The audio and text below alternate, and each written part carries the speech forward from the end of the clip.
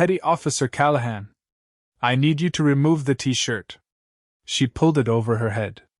The scar sat high on her shoulder, entry wound, exit wound, a story written in flesh that 11 years of silence had never quite erased. The doctor's fingers froze mid-motion. This is a gunshot wound. High-velocity rifle. .338 caliber. That's a sniper cartridge. How does a Navy corpsman? The door opened without a knock. An Admiral stepped inside. His eyes found the scar. Everything in the room stopped.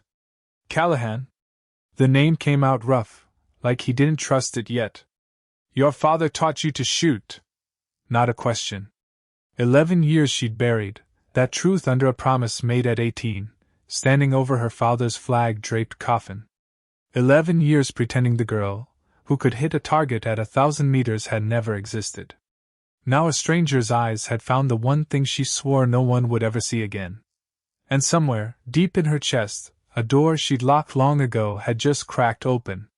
The waiting room at Naval Medical Center, San Diego, held 41 veterans that Monday morning in early March. 40 men and 1 woman who didn't want to be there.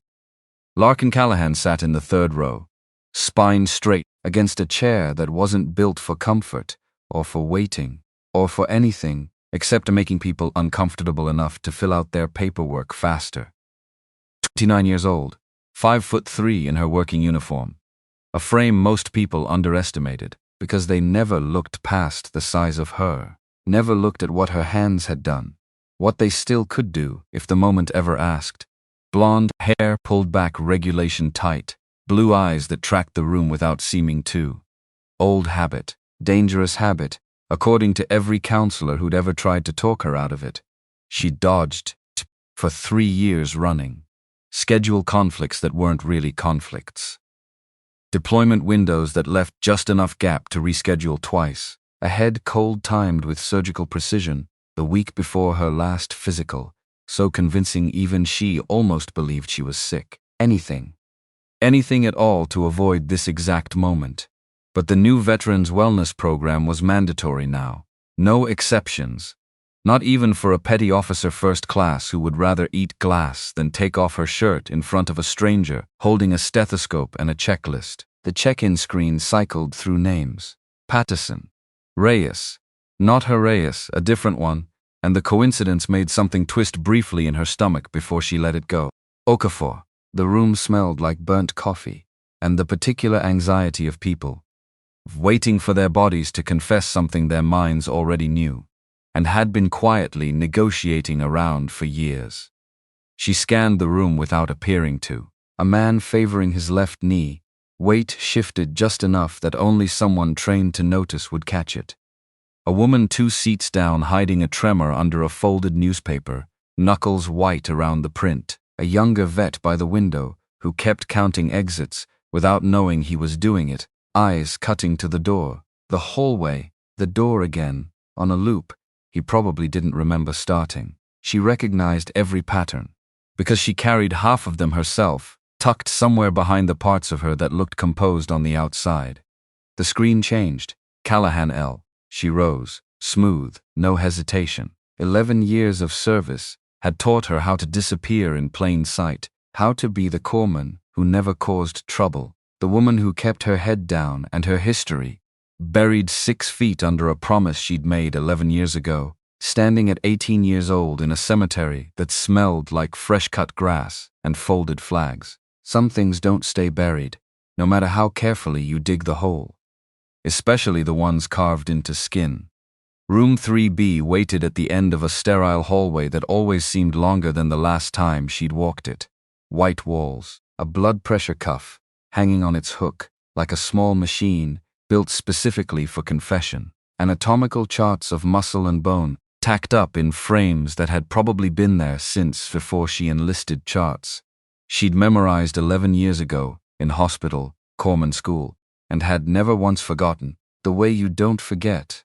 The first language you learn to speak fluently. Dr. Reynolds walked in with a tablet and the practiced smile of a man who'd done this 10,000 times and expected today to be the 10,000th. Nothing more. Mid-40s. gray creeping into his temples in a way that made him look distinguished instead of tired. A wedding ring worn smooth from years of turning it absently while he read charts he already half knew the answers to. Petty Officer Callahan. He glanced at the screen, then at her, doing the quick mental math that everyone did without meaning to. HM1. 11 years active. Currently assigned to his eyebrows lifted slightly. Just a fraction, the kind of tell most people wouldn't catch. Task Unit Raptor. Yes, sir. How long with the team? 2 weeks, sir. He made a note, the stylus tapping twice against the glass like punctuation. Annual wellness screening. Standard for the new program. Any current complaints? Injuries I should know about? No, sir. Medications? No, sir. Allergies? No, sir. Reynolds looked up. Actually looked at her this time. Setting the tablet aside for a moment the way doctors do when they've decided the conversation matters more than the checkboxes. You're cleared to serve with a SEAL platoon at 5'3". It wasn't quite a question, more curiosity dressed up as small talk, the kind doctors used to fill silence while they worked. Larkin held his gaze. Steady, the way she'd learned to hold every gaze that tried to measure her by inches instead of capability. I exceed every physical standard the Navy requires, sir. I'm sure you do. He almost smiled. Let's start with vitals. I'll need you to remove your blouse for the cardiac exam. Her hand stopped halfway to the top button. This was the moment. The one she'd rerouted a dozen different ways over 3 years, plotted out, with the same precision, she brought to a wound assessment. Winter appointments where long sleeves made sense without drawing questions. Female physicians who never pushed past the surface of a routine exam. Conflicts scheduled with the exactness of a woman diffusing. Something that was live and counting down.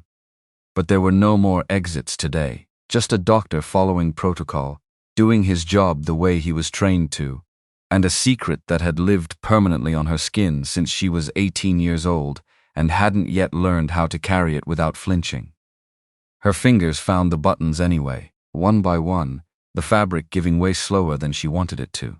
The blouse came off. Regulation t-shirt underneath, which only hid so much, which had only ever hidden so much, and both of them in the room seemed to understand that at the exact same moment. Reynolds moved behind her, stethoscope ready, cold metal already anticipated against her spine.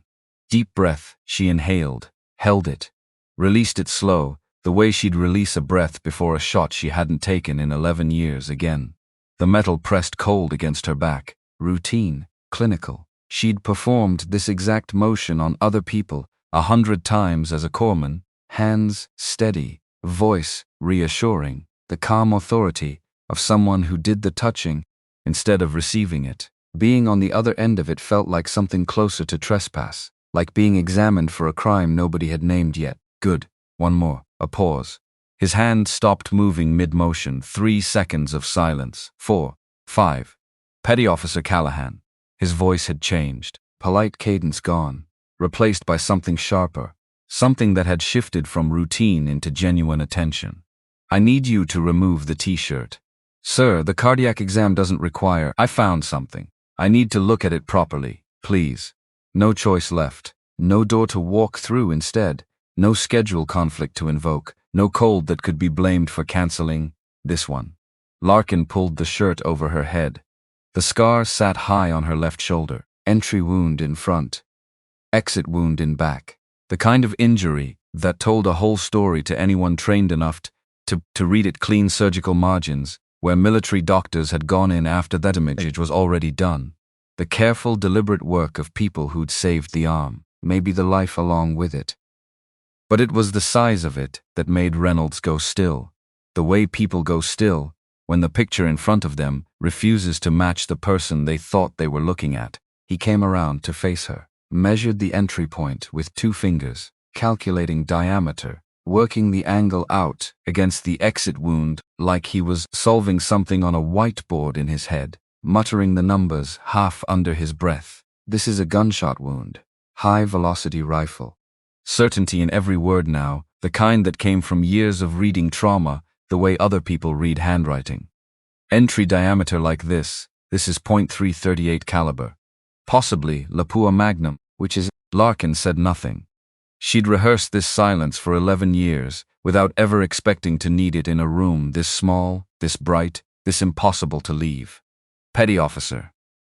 That's a sniper cartridge. How does a Navy corpsman? The door opened without a knock. Admiral Curtis Bradshaw stepped into the room like a change in air pressure, the kind that makes your ears pop before you understand why. 68 years old, 6'2" with shoulders that still remembered 40 years of carrying more than his share. The posture of a man who had never once been allowed to set anything down completely. Silver hair cut high and tight. Eyes that had made hard decisions in places most people never heard about, and had lived with every one of them since, carrying the weight in the lines around his mouth instead of anywhere he'd let it show. He was there for the quarterly review of the wellness program, shaking hands, thanking staff, being the face the Navy wanted attached to a promise it was making to the people who'd worn its uniform and come home changed by it. He glanced at Reynolds, glanced at Larkin. His eyes found the scar. Everything in the room stopped, the air itself seeming to hold still along with the three people standing in it. Three expressions crossed Bradshaw's face in under 2 seconds. Recognition first, arriving like a door swinging open somewhere behind his eyes. Then shock, sharp and immediate. And underneath both of those, something that looked almost like grief, wearing pride as a disguise.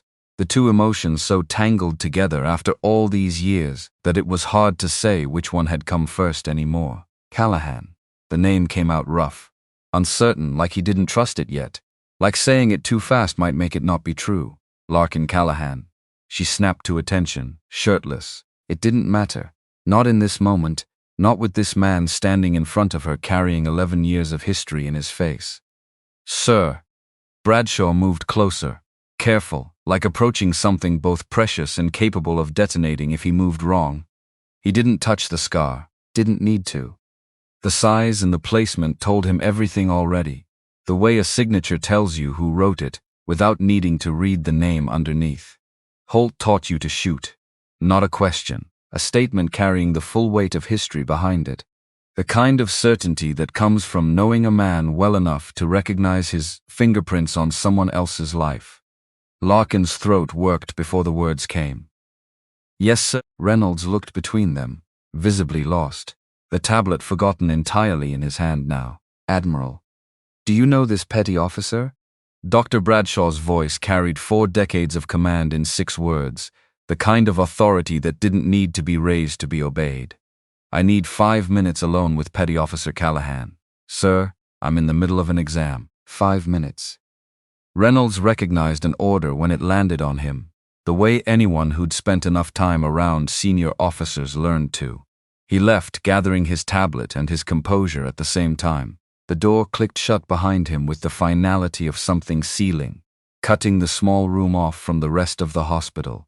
From the waiting room full of veterans, still cycling through their own private storms. Bradshaw and Larkin stood 3 feet apart, the space between them heavy with everything that hadn't been said in 11 years. With a funeral where he'd handed a folded flag to a widow and her daughter, the 2 of them standing side by side in matching black, the daughter's arm still in a sling from an accident 6 months earlier, that nobody in that cemetery had understood the full weight of, where he'd looked at an 18-year-old girl who had already seen more than most people saw in a lifetime, and hadn't known what to say to her then, and still wasn't entirely sure now. Holt Callahan, his voice softened into something almost gentle, the command dropping out of it entirely. Gunnery sergeant, scout, sniper platoon, best shot I ever personally witnessed in 4 decades of service. Best friend I ever had, and I've had a few good ones. He paused, letting that settle. You were at the funeral. You handed my mother the flag, Larkin said quietly. I'd just turned 18, that spring. Arms still in the sling. I remember your hands were shaking a little when you folded the last corner. I remember that too. Something moved across his face, an old ache resurfacing. The training accident happened 6 months before he died. Rifle malfunction during one of your sessions. Fragment went straight through the meat of your shoulder. You were lucky to keep the arm. I was lucky to be alive. She said it flat. The way you say a fact you've repeated to yourself so many times it stopped feeling like a wound and started feeling like a fact of geography, like a coastline. He blamed himself for it. Bradshaw's jaw tightened, the memory clearly still sharp after all these years. Told me he should have checked the rifle more carefully. Should have caught the metal fatigue before it mattered, before it nearly cost him the only thing he cared about more than the job. Pause heavier this time. He also told me that after you healed, you made your mother a promise that you'd never touch a gun again. Something moved behind Larkin's ribs, old and sharp and never quite gone, no matter how many years she'd spent telling herself otherwise. 11 years of believing she'd made peace with it. And still the anger sat there like shrapnel, too close to something vital to remove safely. The kind surgeons leave in place because taking it out would do more damage than leaving it. If he felt so guilty, she said, why did he keep deploying? Why did he leave us 6 months later, knowing what that accident had already cost us? The question came out sharper than she meant it to. Rawer, the way things get when you've been holding them in a locked room inside yourself for over a decade, and someone finally hands you the key without asking if you're ready for it. Bradshaw didn't flinch from it. He'd clearly expected the question, or one shaped enough like it, sometime before this conversation ended. Because men like your father don't know how to stop. We tell ourselves we're protecting people, that our experience is too valuable to waste standing on the sidelines while someone less prepared takes our place. He exhaled, long and slow. It's a lie we tell ourselves, so we can keep doing the only thing we know how to do. I've told myself the same lie more times than I'd like to admit to you right now. He died doing that thing. He did. Bradshaw's voice thickened, the composure cracking just slightly at the edges. Providing overwatch for a patrol that walked into an ambush nobody saw coming until it was already closing. He spotted the trap before anyone else did, called it in, stayed on position to cover the withdrawal when he could have pulled back with the rest of them. A breath, unsteady, got every one of them out except himself. His last transmission was 4 words. They're clear. Out. Larkin closed her eyes, breathed through the tightness climbing her chest, the same tightness that showed up every single time someone told her that story, no matter how many times she'd already heard it. Opened them again, steadier than she felt. I joined the Navy 2 years after he died. Corpsman, 11 years of service, good evaluations, no disciplinary marks. Multiple deployments treating people who needed exactly what I could give them. She kept her voice level by force of will alone. I've done everything right. Everything he would have wanted from me, or at least everything I told myself he would have wanted. I heal people. I kept my promise to my mother every single day for 11 years, and nobody knows you can shoot. Nobody, sir. Until now. Bradshaw studied her face for a long moment, the silence stretching out between them like something with its own weight. What's your current assignment? Task Unit Raptor. Started 2 weeks ago. Something shifted behind his eyes, memory surfacing in real time. I ran that unit 30 years ago, before you were even old enough to remember your father's face without a photograph to remind you. A faint, humorless smile. Commander now is Gideon Doyle. Good officer. Came up enlisted, earned his commission the hard way instead of having it handed to him. He'll work you harder than you've ever been worked in your life. But he'll keep you as safe as anyone can in that line of work, which isn't saying much, but it's not nothing either. I don't need special treatment, sir. Everyone needs someone watching their six. His tone left zero room for argument, the same tone she imagined he'd used on younger officers for 4 decades, especially the ones carrying secrets that could get them killed if the wrong person finds out about them at the wrong moment. He stepped closer, close enough that his voice dropped without needing to. Larkin, I'm going to ask you something. Think carefully before you answer. Because I think you already know the answer, and you're just not ready to say it out loud yet. She waited, feeling something tighten in her chest. If your team ever really needs you, not Callahan the corpsman, but Callahan the shooter, the woman your father spent years training in a valley nobody else knew existed, the one who understands wind and drift and the math of a shot most people never get close enough to attempt. If they need that version of you, and the only thing standing in the way is a promise you made at 18, drowning in grief you hadn't finished feeling yet, what are you going to do? The question hung in the sterile air between them, heavier than anything Reynolds had asked her that morning. Larkin looked at the scar reflected in the mirror across the room. Entry wound. Exit wound. The permanent proof of the day a rifle had failed her, and she'd almost died learning the exact thing her father needed her to understand before he ran out of time to teach it. I don't know, sir. Yes, you do. Gentle, firm, both at once, the way only someone who'd known her father could manage. You already know exactly what you'll do. Same thing Holt would have done. Same thing every person who's ever really worn this uniform does when the moment actually arrives and there's no more time left to deliberate. A pause. You'll do what's necessary, the promise will break, and you'll live with it, because living with a broken promise is easier than living with dead teammates you could have saved and chose not to. Out of loyalty to a version of yourself that no longer exists. Larkin met his eyes. Is that what you did, sir? More times than I can count. He almost smiled, and it almost reached something close to warmth before settling back into something more tired. Welcome to the club nobody wants to join. And nobody ever really leaves once they're in it. He moved toward the door, stopped, turned back, one hand still on the frame. Holt used to say something about why he kept teaching you, despite your mother's concerns, despite the accident, despite everything. That should have made him stop. Bradshaw's voice dropped lower, almost reverent. He said, I'm not raising a killer, I'm raising someone who can protect what matters when nobody else is left standing to do it. A breath. I think that day is close, Larkin. Maybe closer than either of us wants to admit standing in this room right now. Sir. Her voice stopped him at the threshold. Thank you for being there. At the funeral, it mattered more than you probably know. He was my brother in every way that counted. That makes you family, whether either of us asked for it or not. He opened the door. You need anything advice, someone to run interference with command, you call me. Understood? Understood, sir. He left.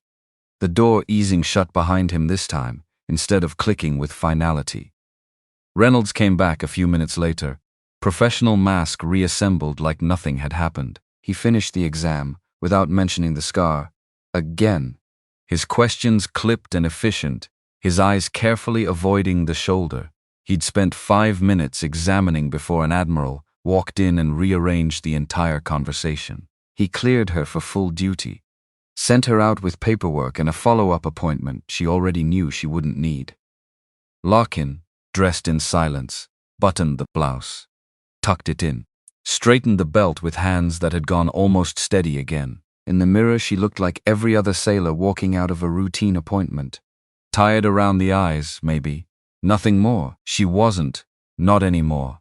Someone knew now. And secrets, once shared, have a way of developing their own momentum, rolling downhill whether you're ready for where they land or not. Naval Amphibious Base Coronado sat against the Pacific like a fortress built entirely out of necessity.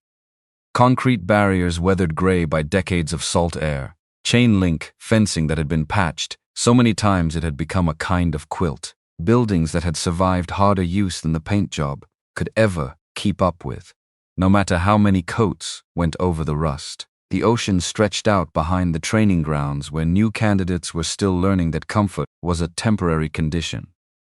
And pain was, technically, educational, the same lesson her father used to repeat to her in a different desert, a different lifetime, with a different kind of urgency behind it. Larkin had been assigned to Task Unit Raptor, Default Unit Raptor, for exactly 14 days. Long enough to learn the layout, to know which building smelled like old coffee and which one smelled like gun solvent no amount of ventilation could clear out. Short enough to still feel like she was standing somewhere she hadn't quite earned yet, an outsider wearing the right uniform, but not yet the right history.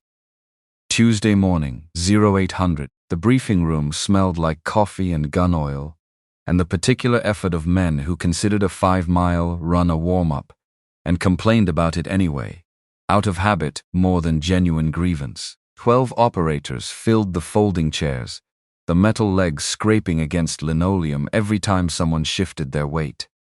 11 heads turned when she walked in. Commander Gideon Doyle stood at the front, 44 years old, face weathered by 2 decades of decisions most people never had to make. The kind of weathering that came less from sun and more from the particular math of sending people into danger and doing the arithmetic on who came back. Eyes that catalogued everything and forgot nothing, the way a good field medic's did, or a good commander's, and Larkin understood already that he was both. Petty Officer Barrett. He caught himself checking the roster with a flicker of genuine irritation at his own mistake. Callahan. Right on time. Take a seat. Larkin moved to the back row. The corpsman's traditional position, close enough to respond fast. If someone in the room needed her hands, far enough to stay out of operational planning that didn't concern her yet, that she hadn't earned a seat closer to. Gentlemen.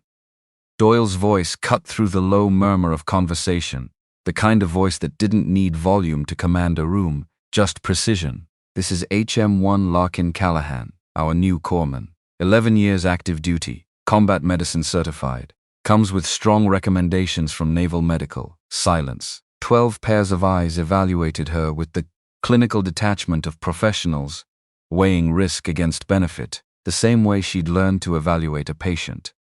In the first 90 seconds, after contact not cruelty, just triage, just the honest math of people whose lives depended on getting that math right. Chief Warrant Officer Roy Delgado spoke first, 50 years old. Former Marine who'd crossed over to the Navy for reasons he never fully explained to anyone. Though the rumors ranged from a bar fight to a broken engagement, to something classified enough that nobody pushed too hard. Everyone called him Tank because the nickname had outlived whatever joke started it years ago and had simply become who he was now. No disrespect intended, Doc. His voice carried gravel from cigarettes he'd quit a decade ago and never stopped missing. The words rough around the edges, the way old smoke leaves things. But can you carry a 60-pound med ruck in full kit? Yes, Chief. Plus plates, front and back. Yes, Chief. Plus ammo, water, personal gear. Yes, Chief. Tank leaned back in his chair, the metal groaning under the shift of weight. We'll find out Friday. Senior Chief Nathaniel Voss sat 2 seats down, 48 years old. Quiet in the way of men who'd seen too much and learned that most of it didn't improve with narration. That some things you carried better in silence than in story. They called him Anchor, because nothing about him ever moved that wasn't already decided. The kind of stillness that made people nervous until they understood it was competence, not indifference. Anchor said nothing at all, just watched her with eyes that seemed to be calculating something: range, angle, probability, the way he probably looked at every target, before he decided whether it was worth the round. Petty Officer Colton Reyes sprawled sideways in his chair, like he owned the square footage underneath it and had the deed to prove it. 32 years old. Red hair, freckles that made him look 5 years younger than his file suggested he should, a face that had clearly gotten him underestimated in more bar fights than he'd probably admit to. Voice built to carry 3 rows farther than it needed to, whether he meant it to or not. The corpsman before you was 6'1" and 190. Reyes didn't bother hiding the doubt, tilting his chin toward her, like he was sizing up a used vehicle instead of a person. He struggled with the load. No offense, but you're small. I'm aware, Larkin said, voice level. I'll manage. We're not carrying you if you fall behind. He said it to nobody in particular, or maybe to everybody, the words landing in the middle of the room for anyone to pick up, just setting expectations. Doyle cut through it before it could go further, his tone sharpening just slightly. Callahan's exceeded every physical standard the Navy requires for her rating. She's here because she earned the slot. Whether she stays depends on performance. His eyes landed on Larkin, steady and unreadable. Same standard we apply to everyone. Clear? Crystal, sir. Good. PT tomorrow 05:30. Ruck march Friday 12 miles, full kit. Questions? Silence, except for the faint hum of the air conditioning, fighting a losing battle against the room's collective body heat. Dismissed. The room emptied in the loose, unhurried way rooms empty when nobody's actually in a rush to be anywhere else. Larkin stayed behind, pretending to review medical protocols she'd already had memorized for years, giving her hands something to do while her mind settled. Anchor paused at the door on his way out, looked back. Callahan. Yes, Senior Chief. Welcome to the team. Don't let Reyes get under your skin. He tests everyone, always has, probably always will. Understood, Senior Chief. He studied her a moment longer.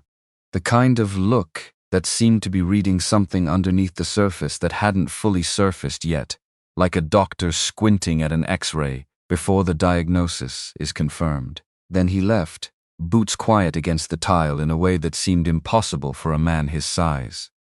Larkin sat alone in the empty room, the fluorescent lights humming overhead, thought about promises made and the ones that eventually break under enough pressure, no matter how carefully you reinforced them. About the moment Bradshaw had warned her was coming, closer than she wanted, closer than she was ready for, though some part of her understood readiness had very little to do with whether it arrived on schedule. That night, back in the small bare room she'd been assigned in the barracks, she unpacked the last of her boxes. Uniforms hung with military precision, boots lined against the wall, toes squared, and at the bottom of the last box, wrapped in an old t-shirt the way she'd wrapped it 11 years ago and never once unwrapped since, a photograph. Her father, kneeling in a dry valley she'd never told anyone the location of, one arm slung loose around a much younger version of herself, both of them squinting into a sun that had bleached half the photograph pale gold. He was smiling in that way of his, the one that never quite reached his eyes, because some part of him was always somewhere else, calculating wind, calculating distance, calculating the next thing that needed protecting. She held the photograph a long moment, thumb resting over the edge without quite touching the image itself, and then wrapped it back up and put it away in the drawer she used for things she wasn't ready to look at during daylight hours. Wednesday, 05:30. The sky still dark over Coronado, the kind of pre-dawn dark that made everything feel like it was happening in a held breath. Cold enough to remind everyone that Southern California technically had seasons, even if the region was usually too proud to admit it out loud. 12 operators and 1 corpsman lined up for PT, the 2-mile run first, breath fogging in the cold, boots striking pavement in a ragged rhythm that hadn't yet found its unison. Then calisthenics. Then buddy carries the choreography that separated professionals from people who only looked the part on a recruiting poster. Larkin held pace in the middle of the pack, not at the front, where Reyes pushed the tempo like it was personal, like every stride was an argument he intended to win. Not at the back, where struggling would get noticed for all the wrong reasons. Breathing controlled, energy rationed like it mattered. Because it did, because she'd learned a long time ago that the people who burned brightest in the first mile were rarely the ones still standing at the 12th. She heard Reyes's voice carrying back to Lane, running beside him, with the easy stride of someone 24, and not yet worried about his knees. $20 says she falls out on the ruck Friday. She's made it 2 weeks. 2 weeks isn't 12 miles of full kit in the desert, Lane. 2 weeks is a warm-up. Larkin said nothing, saved the oxygen for the run instead of the argument. Words didn't prove anything out here, not to men who'd spent their careers learning to trust performance over promises. Only performance did, and performance was coming, whether Reyes was ready to believe it yet or not. By Thursday, the whispers had settled into something closer to wary neutrality.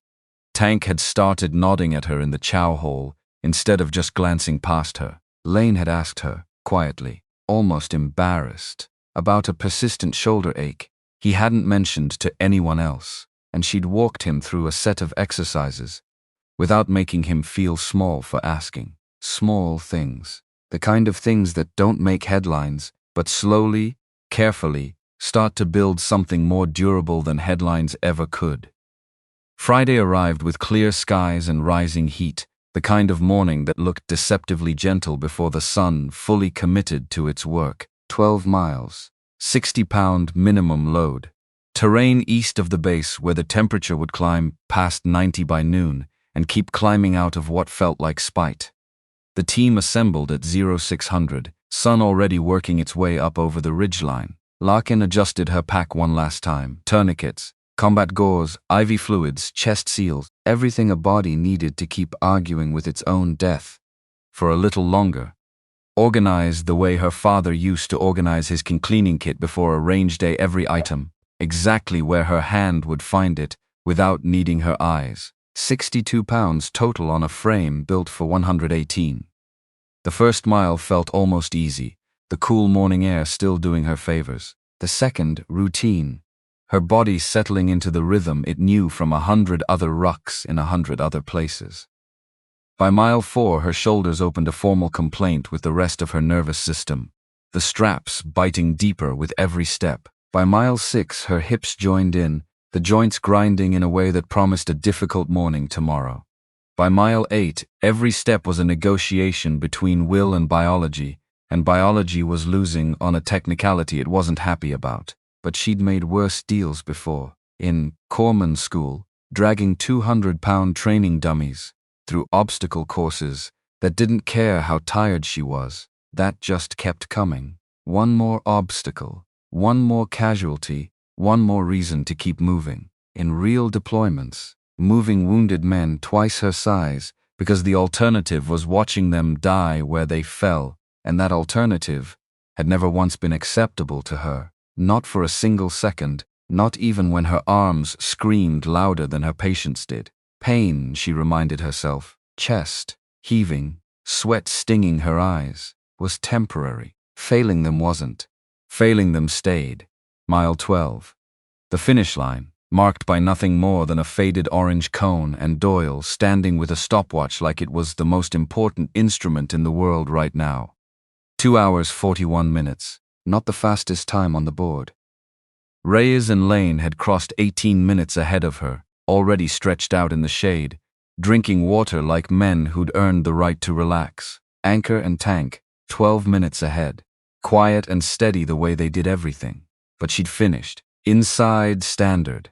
Without assistance, without falling out, without the humiliation Reyes had all but promised her. Doyle checked his watch when she crossed, nodded once.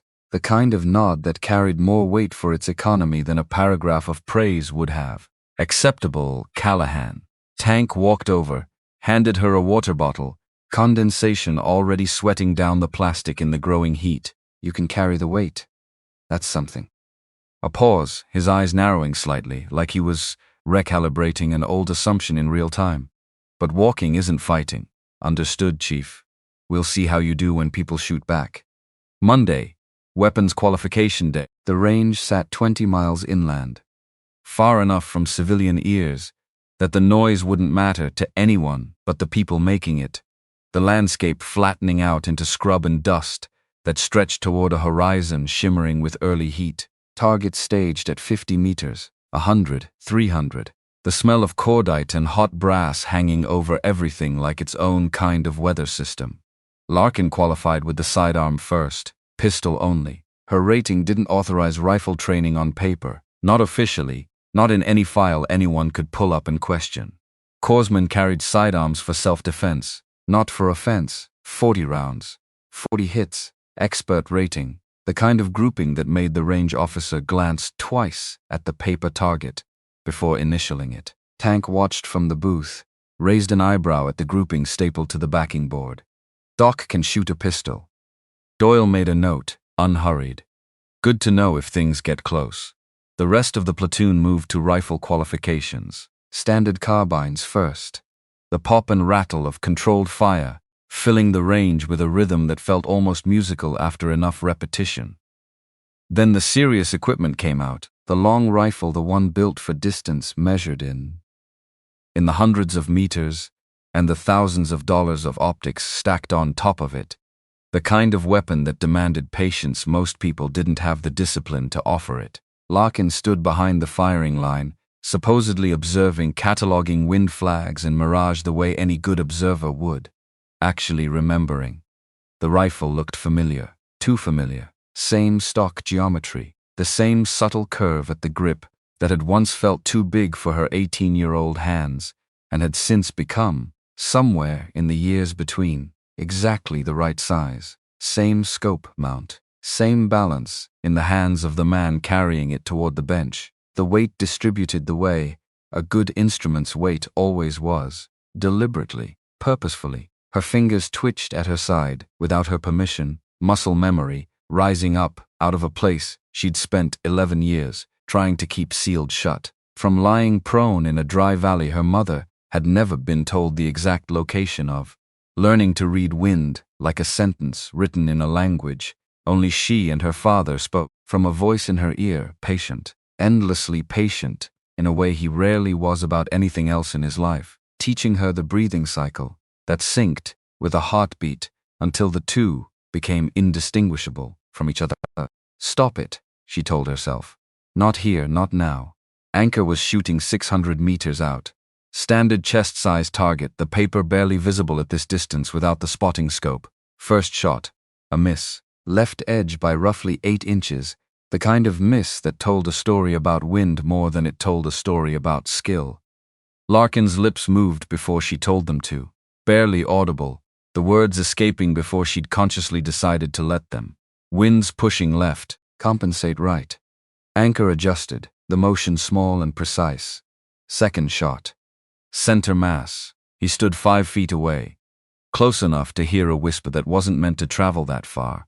Close enough that the words had reached him whether she'd intended them to or not. His head turned. Found her. Larkin looked away, too late. Anchor fired 4 more rounds. All hits, tight enough together, that even from where she stood, she could see the cluster forming on the paper, a respectable grouping at that range for anyone, let alone on the first attempt at correcting for wind he hadn't personally called. When he came off the line, he passed close enough to murmur without the others catching it. His voice pitched low and steady. Thanks for the wind call, Doc. Larkin kept her face neutral, said nothing, her heart beating a little too fast for someone who'd just stood still. But Anchor knew now, and men like Anchor filed information away, quietly, methodically, the way he probably filed away everything for later, for when it mattered. For a moment neither of them could see coming yet, but both of them, somewhere underneath the surface, had already started bracing for Thursday afternoon. Tactical combat casualty care drill, the kind of exercise that separated corpsmen who'd memorized a textbook from corpsmen who'd actually worked trauma while someone was screaming at them to hurry, while smoke stung their eyes and the ground shook from something exploding close enough to matter. Simulated blast. 2 casualties, moolaged with fake wounds convincing enough to trigger real adrenaline. Limited supplies. An instructor firing blanks and throwing smoke to keep the pressure honest. Shouting simulate chaos into the drill yard like he was conducting an orchestra of controlled panic. Larkin moved on instinct. Casualty 1. Severed femoral artery simulated the role player screaming on cue with an enthusiasm that suggested he took his job seriously. 90 seconds before shock. 2 minutes before death, if this had been real, and some deep animal part of her brain never fully believed it wasn't. Her hands moved with the efficiency of a decade of practice, the motions so ingrained they bypassed conscious thought entirely. Tourniquet high on the thigh, wrap buckle, windlass rod, twist. She kept twisting anyway, the band tightening with each rotation, compressing a little more each time. Turned the bright spray fake but detailed enough to look real under the sun into a trickle. Into nothing. Then 3 turns. 4. Bleeding stopped. 19 seconds from contact to a secured tourniquet. Standard allowed 30. She was getting faster and some quiet part of her understood exactly why, though she wasn't ready yet to name it out loud. Casualty 2. Simulated tension pneumothorax. Needle decompression. Second intercostal space. She found the landmark through the training vest, by feel alone, fingers tracing ribs with the confidence of someone who'd done this on real bodies, real chests, real fear. The needle went in. The pressure released. Breathing restored on a mannequin that couldn't actually breathe, but the motion was real enough that her hands didn't know the difference, didn't care that the stakes here were theoretical. When the drill ended, Tank stood over the casualties, stopwatch still in hand, checking her times against a clipboard. Damn good, Doc. A pause. Like the words cost him something to say out loud. Like admitting it required crossing some internal threshold he hadn't expected to cross this fast. Best I've seen from someone new to the team. Doyle nodded from the side, arms crossed, watching with the careful neutrality of a man weighing evidence. Callahan knows her craft. Reyes leaned against the wall, arms crossed, watching, evaluating with the same skepticism he'd worn since her first day. Medical skills are fine, he said, loud enough to carry across the drill yard, the words aimed somewhere between her and the rest of the team. Necessary, even. But we need people who can fight back when things go kinetic. Combat medic isn't combat operator. The words traveled across the yard exactly as far as he meant them to, landing with the precision of something he'd rehearsed. Larkin heard every one of them, filed them away, the same way. Anchor had filed away the wind call, tucked into some internal ledger she was keeping without fully admitting she was keeping it. No anger showed on her face, no wounded pride, just data, absorbed and catalogued the way she'd catalog any other piece of relevant information about a patient or a threat. Because she understood the concern underneath it, understood it better than Reyes probably realized. They'd lost corpsmen before. Good ones, brave ones who could save a life but couldn't return fire when the shooting actually started. Who became one more thing to protect instead of one more person protecting, a liability wrapped in good intentions. They were asking, in their own blunt language, the only question that actually mattered out here, the one underneath every joke and every doubtful glance. Will you get us killed? Fair question. One she couldn't answer with words, no matter how carefully she chose them. Only with what came next, whenever next finally arrived. Friday afternoon. Mission briefing. The team gathered in a room with a lock on the door and screens on the wall showing satellite imagery nobody outside that room had clearance to see. The kind of images that turned an ordinary conference room into something closer to a war room the moment the lights dimmed. Doyle stood at the front, remote in hand, expression already shifted into something serious, enough to end the small talk before it started, the room quieting the way it always did, the moment he cleared his throat. Wheels up Monday, 0400. Destination stays classified until we're airborne. He clicked to the first slide. Recovery operation. 2 American contractors, civilian security personnel, taken 6 days ago. Current intel places them at this location. The image changed. A cluster of low buildings around a courtyard. The kind of layout that looked almost peaceful from this altitude, if you didn't know what it actually was. Desert stretching out in every direction. One road in, one road out, the vulnerability of that single artery obvious even to someone who'd never studied tactics formally. Guards estimated 8 to 12. Mix of local militia and outside fighters. All armed, all motivated. Doyle clicked again. The next slide loading a timeline overlay across the same image. The contractors carry diplomatic weight. State wants them home. We're the ones tasked with bringing them there. Timelines. Approach routes. Contingencies. Doyle walked through all of it with the flat efficiency of a man who'd given this exact kind of briefing more times than he probably wanted to count, his voice never rising, never wavering, the calm of someone who'd learned that panic was contagious. And he couldn't afford to be the one who spread it. Insert 2200 local. Approach on foot from 2 kilometers north. Anchor provides overwatch from the ridgeline, 800 meters out. Entry team of 6 conducts the breach. Recover the packages. Exfil to primary landing zone. 90 minutes on target maximum. Reyes raised a hand. What's Doc's role, sir? Doyle's eyes moved to Larkin, and for a moment the whole room seemed to hold its breath along with her. Callahan stays at base camp on comms. Standard for a corpsman's first mission with the team. A beat, his gaze not unkind, just practical. She'll monitor traffic, prep for casualty treatment if we bring anyone back wounded. Reasonable. Expected safe. Somewhere underneath all of that, a voice that sounded exactly like her father's whispered. Quiet but unmistakable, the way it always seemed to arrive. Whenever she needed to hear something she didn't want to. They don't trust you yet. You haven't earned it. Not yet. Callahan. Doyle's attention settled on her fully now, pulling her back out of her own head. Medical prep is your responsibility. I want you ready for the worst version of this. Gunshot wounds, shrapnel, burns, heat casualties. Brief the team Monday morning on protocols and what we're carrying before wheels up. Yes, sir? Questions? Nobody raised a hand, the room settling into the particular silence that comes right before something important. The kind of quiet that has weight to it. Good. Gear inspection 0800. Full rehearsal at 1300. Rest up this weekend. His eyes moved across the room one last time, lingering half a second longer on Larkin than on anyone else. Monday's the real work. Dismissed. The team filed out, boots scuffing against tile, gear bags slung over shoulders. The usual banter that filled the space between briefings had gone quiet somewhere in the last 10 minutes, replaced by the particular focus that settles over people when the abstract has just become concrete. Mission mode had already started, and it didn't ask permission before it did.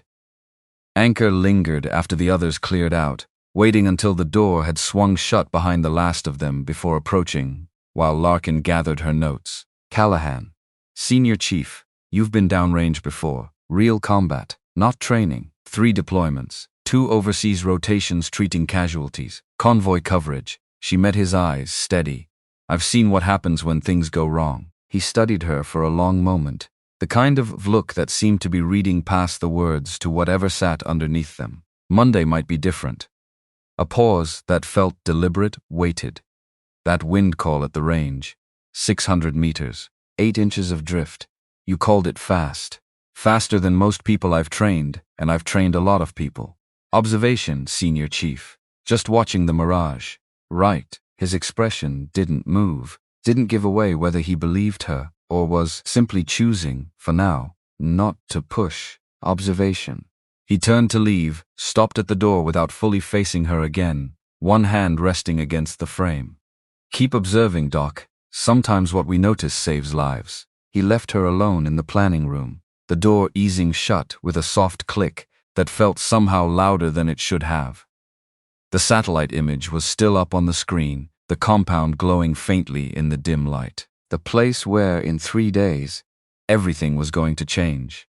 Where a promise made at 18 years old was going to collide head-on with a necessity nobody could talk her out of, no matter how many years she'd spent building walls around that exact possibility. Her hand moved to her shoulder without her telling it to.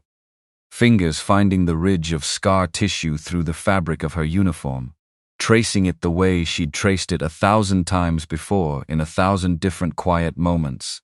11 years of keeping a promise. 11 years of believing that promise was the truest thing she had left of the person she'd been before her father died.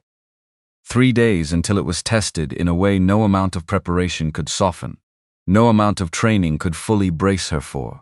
She didn't know yet which kind of promise hers was going to turn out to be, the kind that holds, or the kind that finally, inevitably, gives way under the exact weight it was built to survive. But somewhere underneath the noise, in her own head, a quieter voice, steadier, older, unmistakably her father's, already knew the answer, the way he always seemed to know things before she was ready to admit them to herself. Monday would find out if she did too. The C-130 touched down at a forward staging site, somewhere the maps didn't bother naming, the kind of place that existed on operational orders, and nowhere else. Heat came off the tarmac in visible waves, distorting the horizon like something underwater. 118 degrees, easy, the kind of air that felt like breathing through a lit stove, every inhale a small negotiation with your own lungs. Larkin walked down the ramp with 62 pounds on her back, and did not let it show.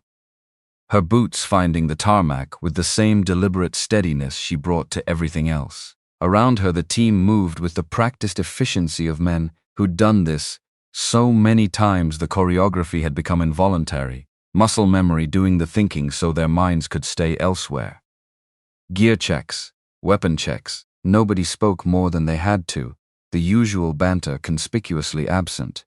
Because words cost energy, and energy was about to matter more than anything else they'd packed into their rucks. She found shade against a concrete barrier. The temperature difference, barely noticeable but enough to matter over the coming hours. Checked her medpack a third time, fingers moving over each item by touch. Tourniquets, combat gauze, IV kits, chest seals, morphine, everything in its place, the way her father used to line up his cleaning kit before a range day, laying each piece out with a precision that had once seemed excessive to her 18-year-old eyes, and now felt like the only sane way to prepare for anything. Everything has a place, Larkin. Because chaos doesn't wait for you to find things. She could still hear the exact cadence of his voice saying it, the small pause before the word chaos, like he was giving the word room to breathe. Doyle gathered them under a tent that smelled like dust and diesel fuel, the canvas doing little to cut the heat, but at least offering the illusion of shelter. Packages confirmed at the target location. Guard force revised upward, 15 to 20 now, higher than initial. He didn't pause long enough to let that sink in, on its own, moving straight past it the way you move past bad news you can't afford to dwell on. We proceed as planned. Reyes raised a hand. Exfil route, primary LZ unchanged. Alternate 3 clicks northwest if we're compromised. Bird's got a 30-minute response window once we call. Rules of engagement? Hostile action equals hostile intent. Protect the packages. Protect each other. Minimum force necessary. Doyle looked around the tent, meeting eyes one at a time like he was making sure the words actually landed with each person individually. This is recovery, not retribution. We get in, we get them, we get out clean. The brief ran another hour. Timelines, contingencies, comms windows, call signs, backup frequencies in case the primary channel got compromised or jammed. Larkin absorbed every word of it, even though none of it technically concerned her role tonight. Because her job was simple: stay at base camp, monitor the radio, be ready if somebody came back bleeding. Simple, safe, exactly where a new corpsman belonged. Exactly where regulation and protocol, and 11 years of careful invisibility, said she should stay. Except nothing about this kind of work stayed simple for very long. It never did, not once, not in 11 years of watching it prove that lesson over and over. Her father used to say that too, except he said it laughing, like it was the punchline to a joke, only he found funny. The kind of dark humor that had taken her years to understand wasn't really about finding anything funny at all. They moved out at 1400. 6 vehicles, 12 kilometers to the rally point across terrain that looked like something off another planet. Red dirt cracked into a mosaic of dry plates, rock formations jutting up like broken teeth, heat shimmer, bending the horizon until it looked liquid, like the whole landscape was somehow melting under the weight of the sun. Larkin rode in the third vehicle. Reyes and Lane sat across from her, both quiet in a way that felt unfamiliar after 2 weeks of hearing Reyes fill every silence with commentary. Nobody talked. Game faces already on. The version of these men that joked in the briefing room had folded itself away somewhere and wouldn't come back out until this was over, replaced by a stillness that felt almost like a different species of person entirely. At the rally point, the vehicles formed a loose perimeter, engines ticking as they cooled. Camouflage netting went up over the equipment, casting broken shadows across the dust. This was base camp now, the place she'd wait while everybody else did the part of the job that made the news.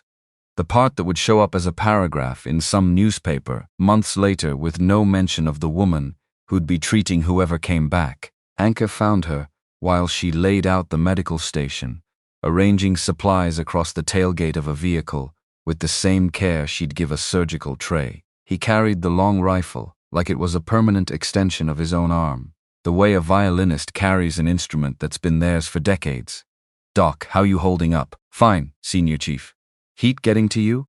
"I'm managing." She glanced up at him, noting the faint sheen of sweat on his forehead that even someone as composed as Anchor couldn't entirely hide out here. He looked at the supplies laid out with surgical precision, every item exactly where her hand would land on it, without having to look, without having to waste a single second searching. "You've done this before." 3 deployments, a beat, her hands never stopping their careful arrangement. Different terrain, same math. Anchor was quiet a moment, watching the horizon instead of her now. Then, unexpectedly, "What do you think of the plan?" The question caught her off guard. Operators didn't usually ask corpsmen for tactical opinions, didn't usually extend that particular courtesy to someone still 2 weeks into earning her place, which meant something about the way he was looking at her had already changed, some internal calculation shifting in her favor. "I think 15 to 20 is a lot for a 6-man entry team." Yeah, his gaze drifted toward the horizon, toward a target neither of them could see yet, but both of them could feel waiting out there in the dark. "It is." He walked away and left her, holding the distinct feeling she'd just passed some kind of test she hadn't known she was taking. The kind of test that didn't come with a score, only with the quiet accumulation of trust. The sun climbed. Temperature climbed with it, the heat becoming something almost physical, a weight pressing down on every exposed surface. 122 by mid-afternoon, according to the thermometer clipped to her pack. Larkin enforced hydration discipline on herself the same way she would on a patient, forcing down water on a schedule instead of waiting for thirst to remind her. Electrolytes. Watch your own vitals like you'd watch someone else's, because nobody else's is watching yours out here, and the desert doesn't care whether you're the one giving orders or the one following them. At 1600, Desmond Lane stumbled near the vehicle, the misstep small enough that most people wouldn't have registered it as anything. Her head snapped up before her brain finished processing. Why? The reaction arriving faster than conscious thought.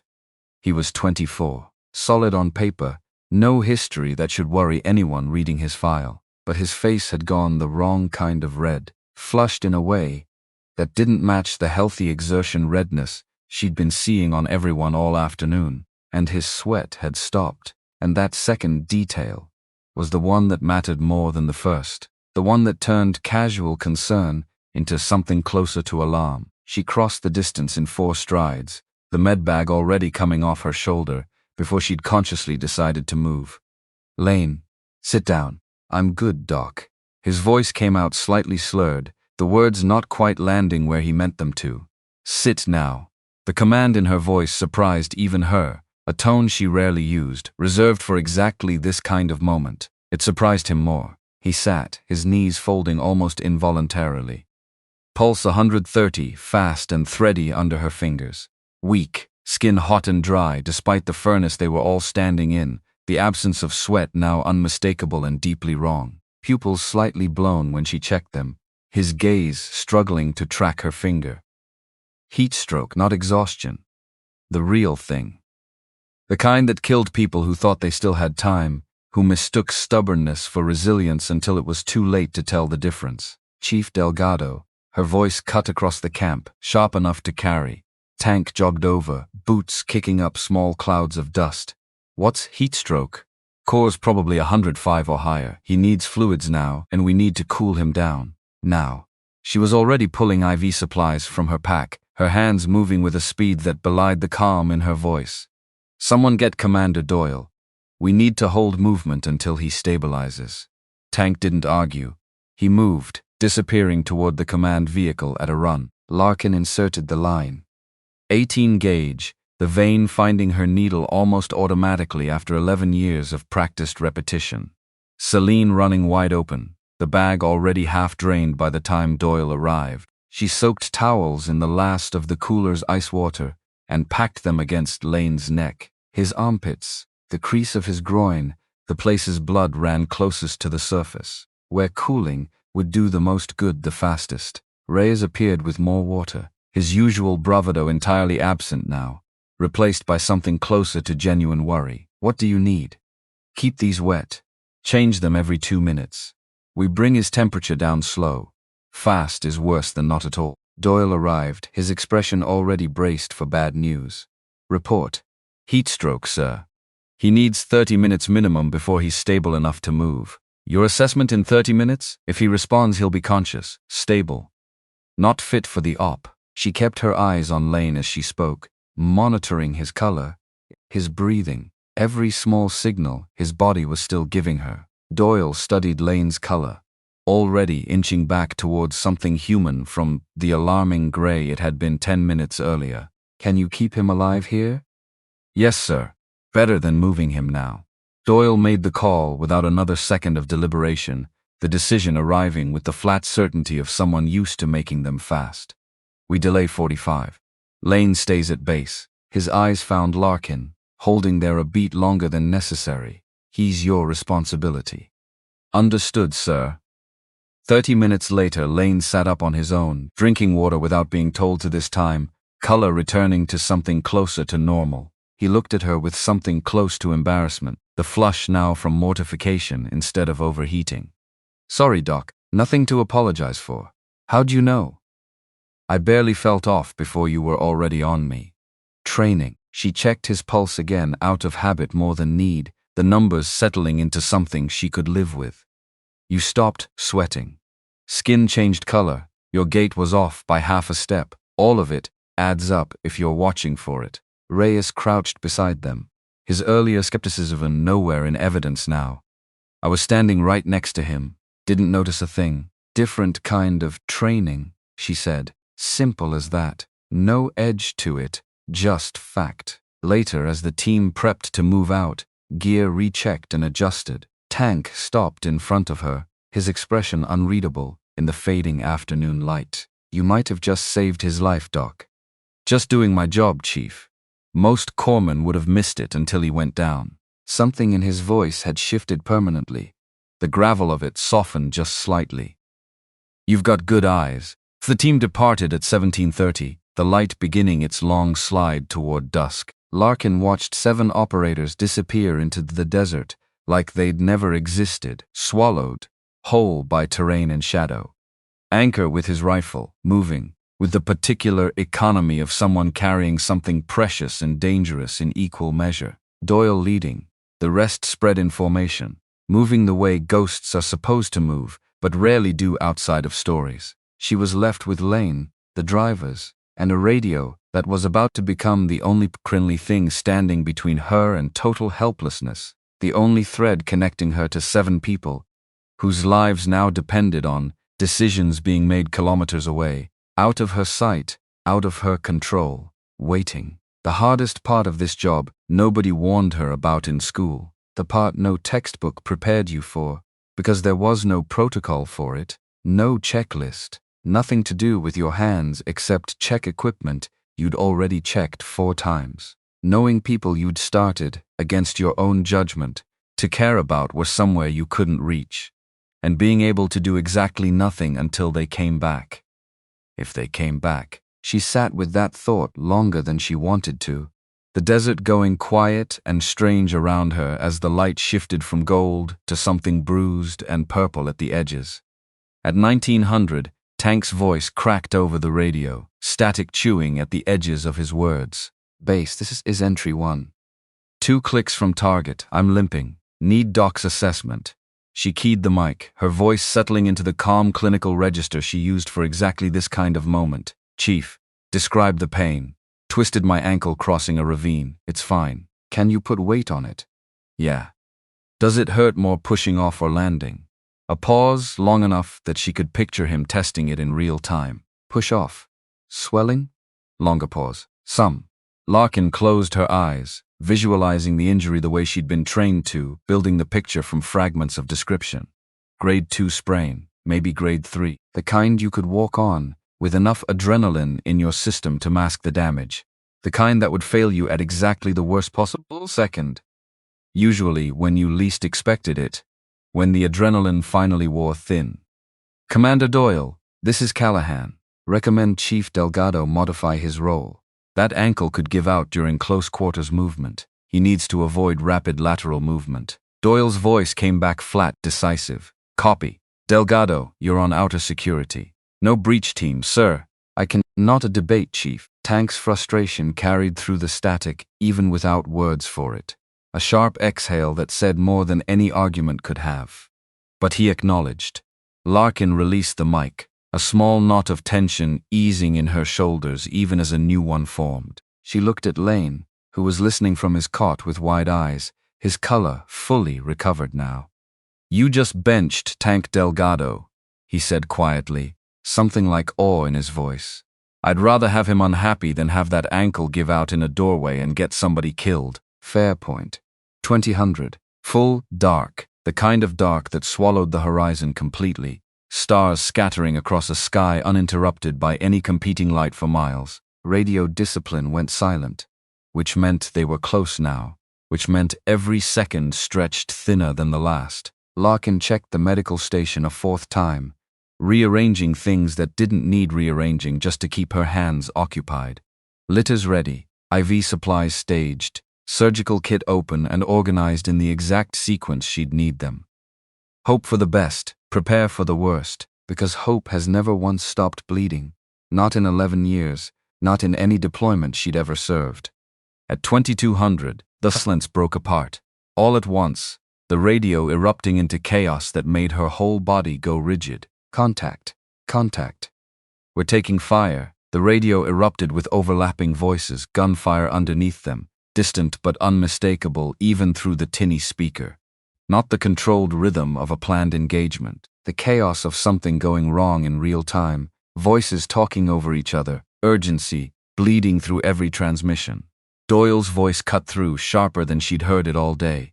Entry team, report. We're pinned. Intel was light. 20+ hostile. Explosion RPG sounded like. A beat that lasted too long. Long enough for her heart to climb into her throat. Reyes is hit. Reyes is down.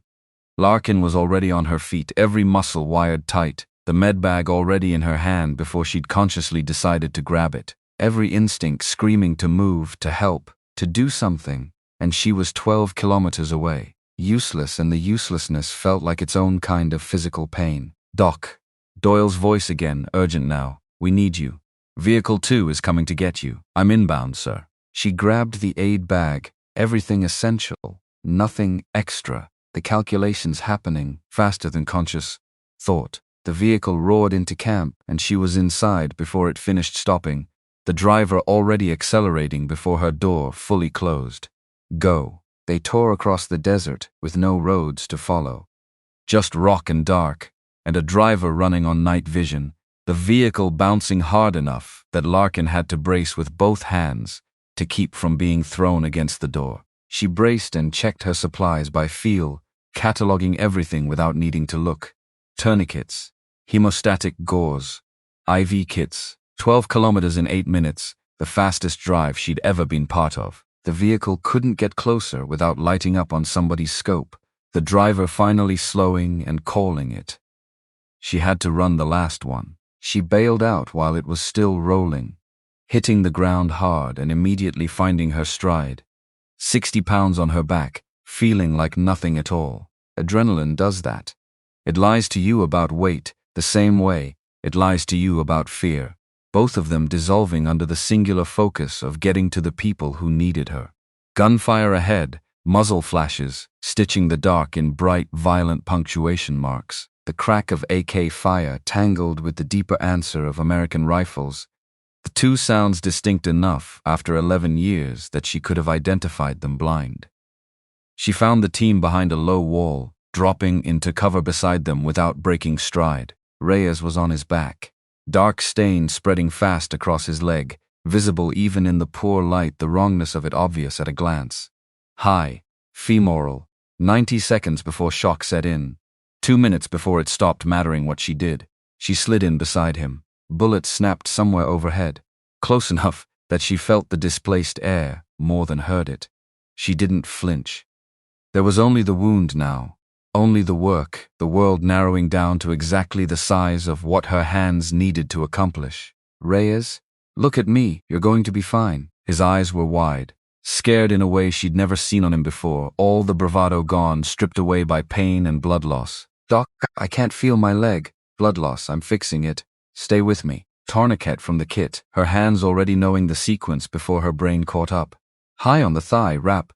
Buckle, windlass rod. She twisted, once, twice. The band tightened, compressed. Reyes screamed, the sound raw and immediate. She kept twisting anyway, because the screaming meant he was still conscious, still fighting, and the alternative was so much worse. 3 turns. 4. The bright spray slowed, thinned, stopped. 19 seconds, start to finish. Bleeding secured, the number registering somewhere in the back of her mind, even as her hands moved on to the next step. You're stable. His breathing came fast and shallow, panic still riding just under the surface. Hurts like hell. That means you're alive. Alive hurts, dead doesn't. IV line next. Doyle dropped beside her, his own breathing hard from the exertion of holding the position. We need to move. They're flanking, he can't walk. Then we carry him. More gunfire, closer now, from a different angle, sharper and more immediate than the fire they'd been trading before. From a rooftop, maybe 280 meters out. Larkin's eyes cut toward the muzzle flash, and everything around her seemed to slow down the way her father used to describe it. Back in that valley, back when she thought the stories were just stories. Everything sharp, clear, inevitable. An enemy shooter, taking his time. Professional, the deliberate patience of someone who trained for exactly this. And he had a perfect line on Doyle, who was still focused entirely on Reyes, hadn't seen him, hadn't had a single second to look up and notice the danger closing in from above. 5 seconds, maybe less, before that changed permanently, before the whole night pivoted into something none of them could undo. Reyes's rifle lay 3 feet away, dropped when he went down, forgotten in the chaos. Loaded. Safety off. Larkin looked at the rifle, looked at Doyle, looked at the rooftop. She heard her father's voice, clear as if he were kneeling right beside her in the dirt, the way he always seemed to arrive in exactly these moments. When the moment comes, you don't think, you act. Thinking gets people killed. She heard her mother's voice underneath it. Older, quieter, arriving from somewhere, further back, somewhere gentler. Promise me. Promise you'll never touch a gun again. 11 years of that promise sitting between her hands and the rifle. The whole weight of it compressed into this single second. She picked it up anyway. Her fingers knew exactly what to do, because they'd known for over a decade and had just been waiting for permission she'd never quite given herself until now. Chamber check, round confirmed, scope up, range estimate, wind red, 280 meters. Elevated target, light wind out of the east, minimal drop at this range. She brought the stock into her shoulder. It settled into the pocket like it had never left. Like 11 years hadn't passed at all. Like her body had simply been waiting this whole time for the rest of her to catch up. Tank saw her first, his voice cutting through the chaos. Doc, what are you? Her world narrowed down to the scope picture. Crosshairs. Target.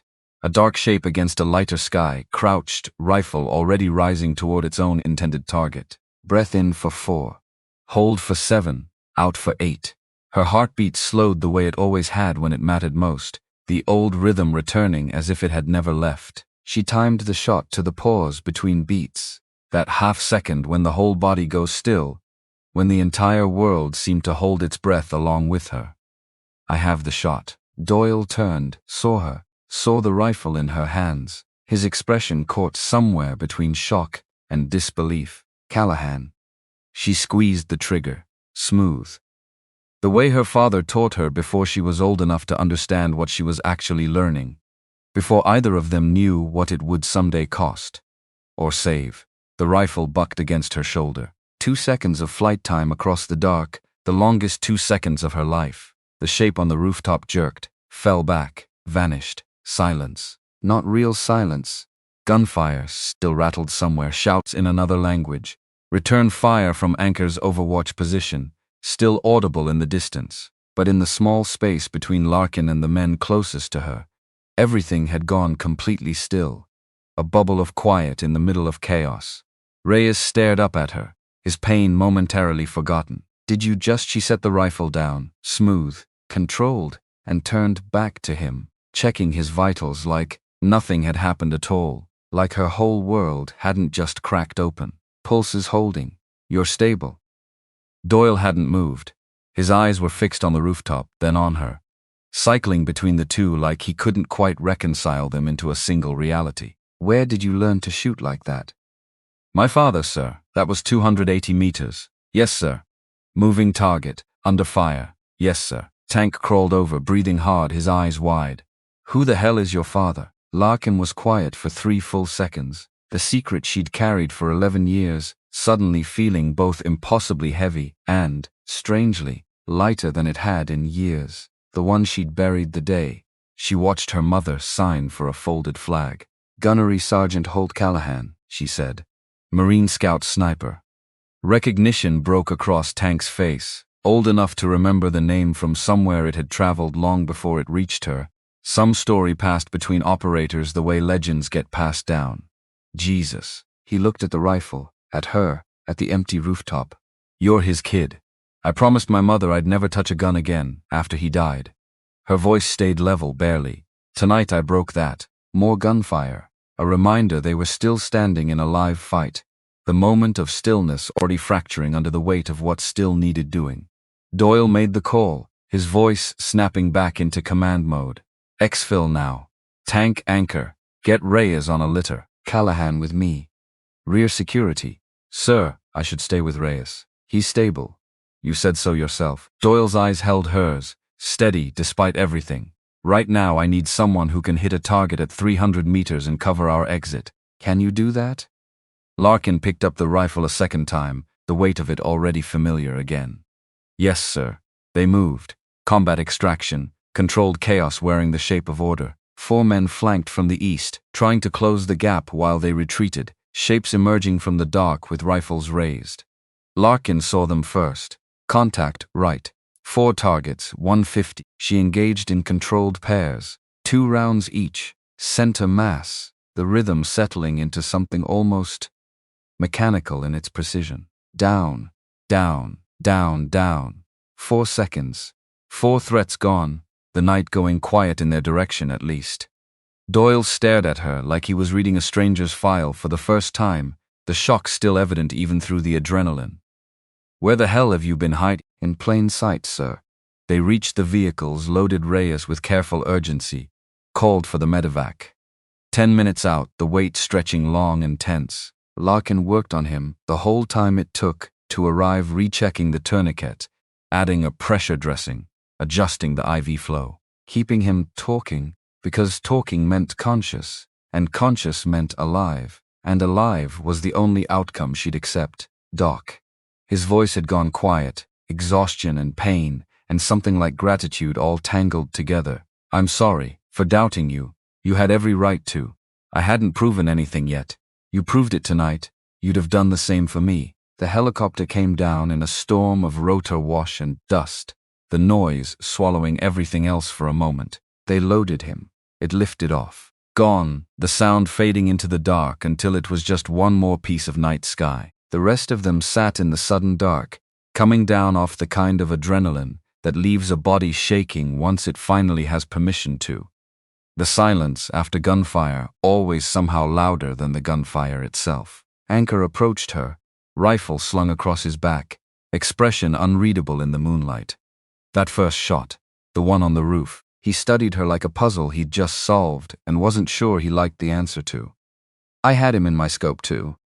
I was about to take it when you fired first. Perfect hit. Thank you, Senior Chief. Don't thank me. Answer something. His eyes narrowed slightly, sharp even in the dark. How many shots have you taken like that, in combat? Before tonight, she thought back, the memories arriving in fragments. Hundreds of practice rounds with her father, thousands maybe, across 4 years of desert range days, that were technically supposed to be father-daughter time, and had somehow become something so much more consequential. In combat, she said quietly, tonight was my first. Anchor went still, the stillness of a man recalculating something fundamental. Your first combat shot ever was 280 meters. Moving target. Under fire first round. Yes, Senior Chief. Your father trained you well. He did. Something shifted across his face. Recognition this time, not surprise. I met him once. A joint training exercise, years back. Best natural shooter I ever saw in my life. He paused, the memory clearly still vivid. He mentioned a daughter. Said she had a gift for it. Said she was better than him by the time she was young. Larkin's throat tightened, the words landing somewhere unexpected and tender. He said that? He said she had the steadiest hands he'd ever seen on someone that young. Said she understood the math of it, like it was instinct instead of training. Anchor's voice softened barely, the gruffness in it giving way to something almost gentle. He also said she'd promised never to use it, that she'd chosen a different path, healing instead of fighting. I did, Larkin said, until tonight your father would understand. A pause, weighted with something like certainty. Hell, he'd insist. He taught you to protect people. That's exactly what you did out there. They rode back to base in silence, the desert rolling past dark and unbroken outside the windows. Larkin sat with the weight of what had happened settling into her chest like something physical, something she could almost feel the shape of. She'd broken the promise, used the exact skills she'd sworn never to touch again, ended a life to save 2 others, the math of it undeniable and still somehow unbearable.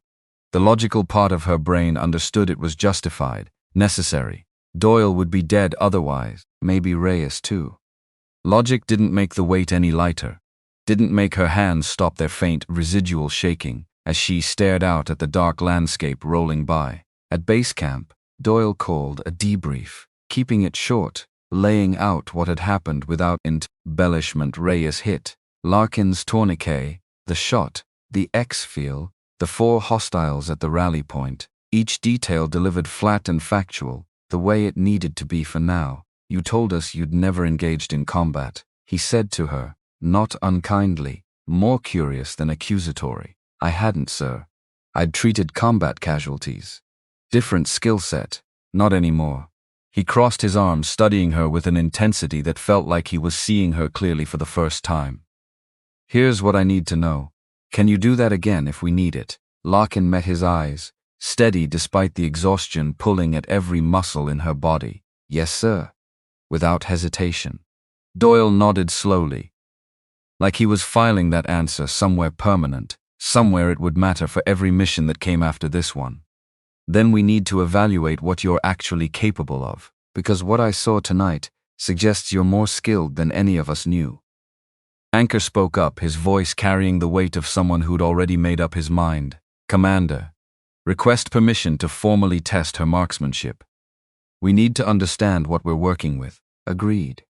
Tomorrow, 0800, full evaluation. Doyle looked around the group. Anyone have concerns? Silence, the doubt that had followed her for 2 weeks already starting to dissolve into something closer to curiosity. The shift almost visible in the way the men around her were watching her now. Tank raised a hand. Just one question, Doc. Why hide it? Larkin took a breath, the question landing somewhere raw and honest. Because I promised my mother after my father died that I'd never touch a gun again. I joined the Navy to heal people, not to end them. I kept that promise for 11 years.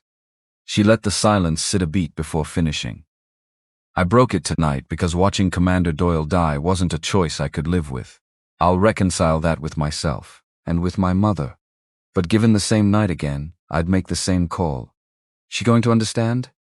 Tank asked, his voice gentler than she'd heard it before. I don't know, Chief. I hope so. The team scattered to process, exhausted in every direction a person can be exhausted, the adrenaline crash finally settling into bone-deep fatigue. Larkin sat alone under a sky full of more stars than she'd ever admit to counting, pulled out her phone, and stared at her mother's name for a long time. Before she found the nerve to press call, her thumb hovering over the screen for what felt like a full minute. Late in California. Past midnight. Her mother answered on the 4th ring, voice thick with sleep and instant worry, the particular alertness of a parent who'd learned to wake fully in the space of a single ring. Larkin? Is everything all right? Mom, I need to tell you something. Silence on the line, the kind of silence that seemed to have its own texture. Then quiet, certain, arriving before Larkin had said another word. You used a gun, not a question. A mother's intuition arriving somewhere ahead of the facts, the way it always seemed to with her mother, some invisible thread between them that distance had never managed to cut. How did you...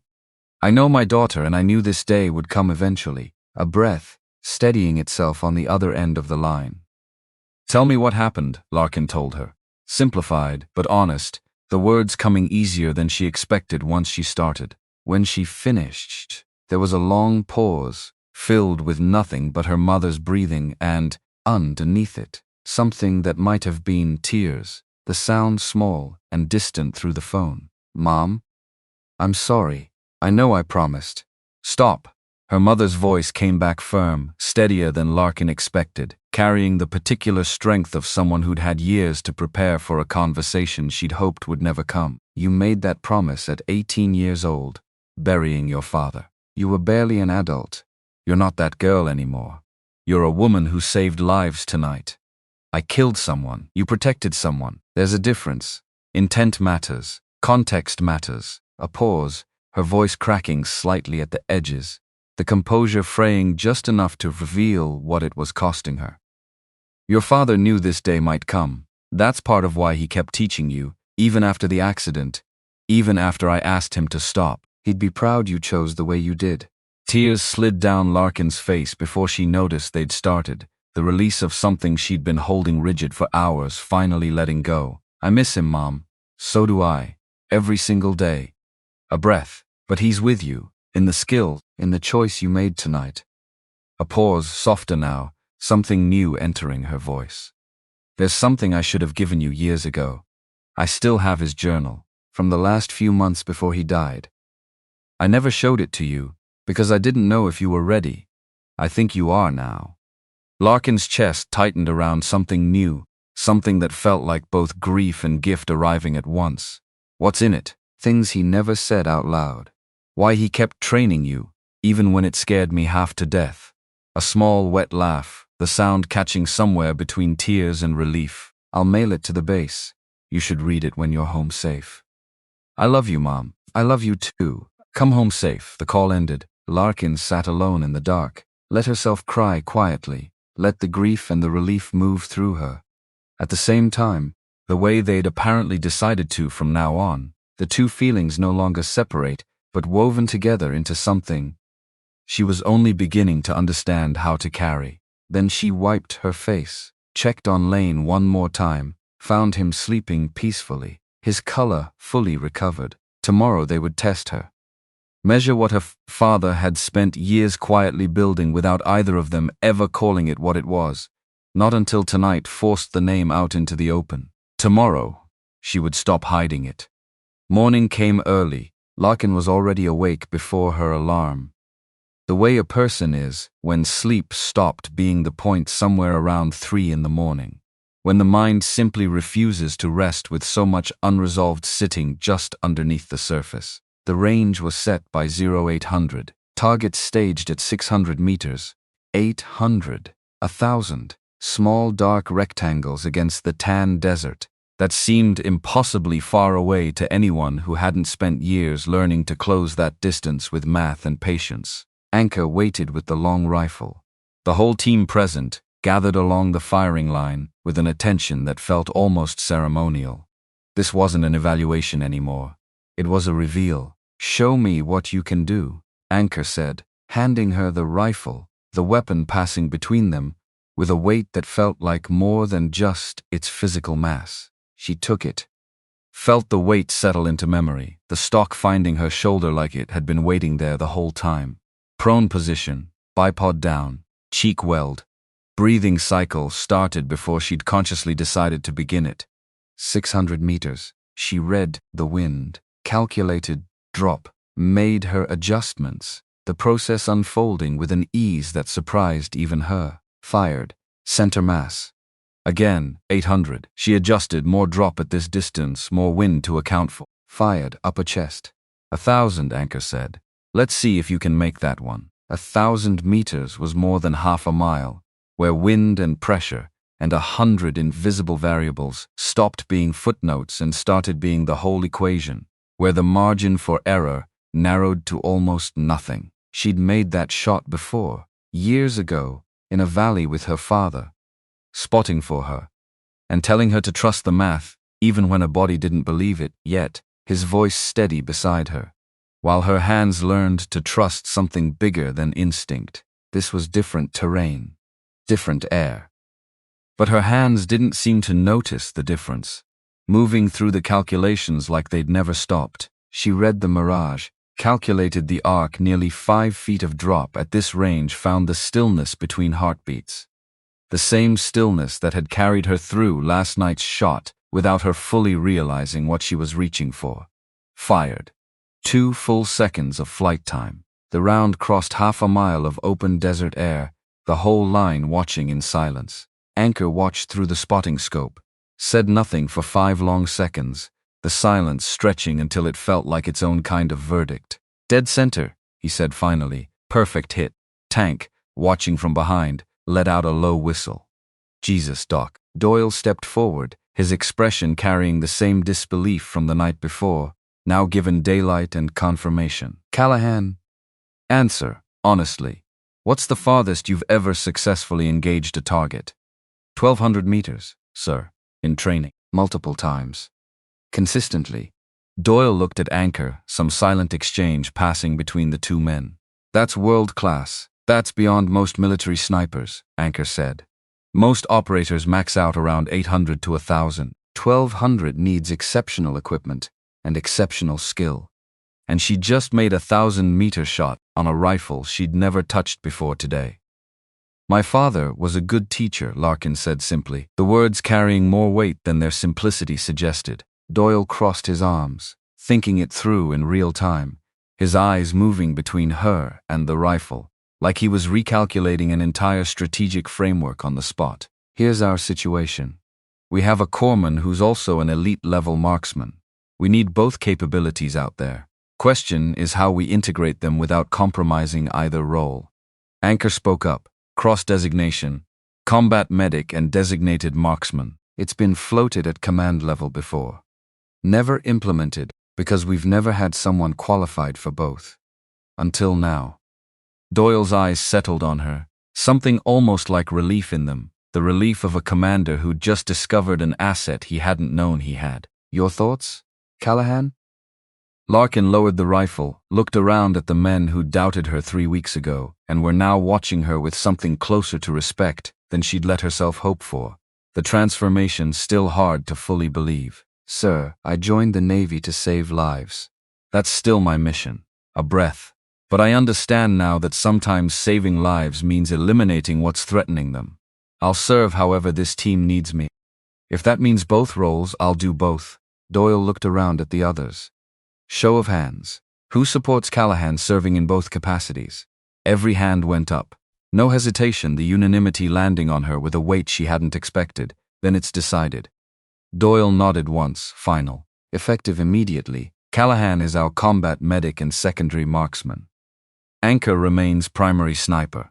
Callahan provides medical support and backup precision fire as situations require. That afternoon, the operations order came down for the next mission. The paper still warm from the printer when she read it standing in the doorway of the briefing room. An American journalist, taken near a border crossing 6 days ago. Intel suggested execution inside 48 hours if they didn't move fast. This one would be different. She wouldn't be staying behind this time. Doyle's voice carried across the room as the team filed in for the brief. Wheels up tomorrow, 0400. This one's tight, complex environment, restrictive rules of engagement. His eyes found her across the room. Callahan, you're on the entry team this time. Full medical load, plus rifle. Larkin felt something settle into place in her chest. Not fear exactly. Something closer to purpose. Finally catching up to the truth about herself. A truth she'd spent 11 years trying to outrun and had finally, in the space of one impossible night, stopped running from. Clear, sir. Intel's estimating 15 to 20 hostiles, Doyle continued, pulling up the satellite image on the screen. A compound in a valley, a road in, a road out. Larkin studied the image and felt something small and cold settle at the base of her spine. A number that felt, without any evidence yet to prove it, wrong. The same instinct that had once told her to check a wind flag twice before trusting the first reading. She didn't say anything.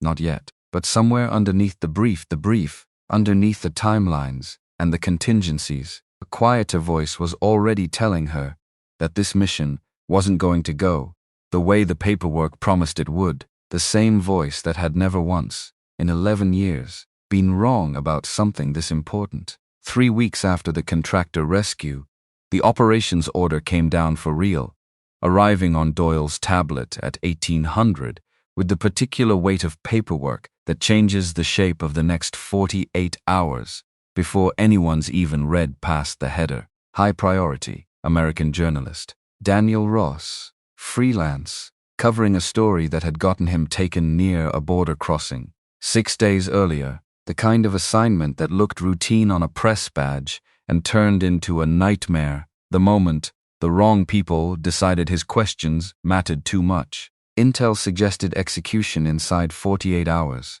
If nobody moved, the clock already running before the team had even gathered to hear about it.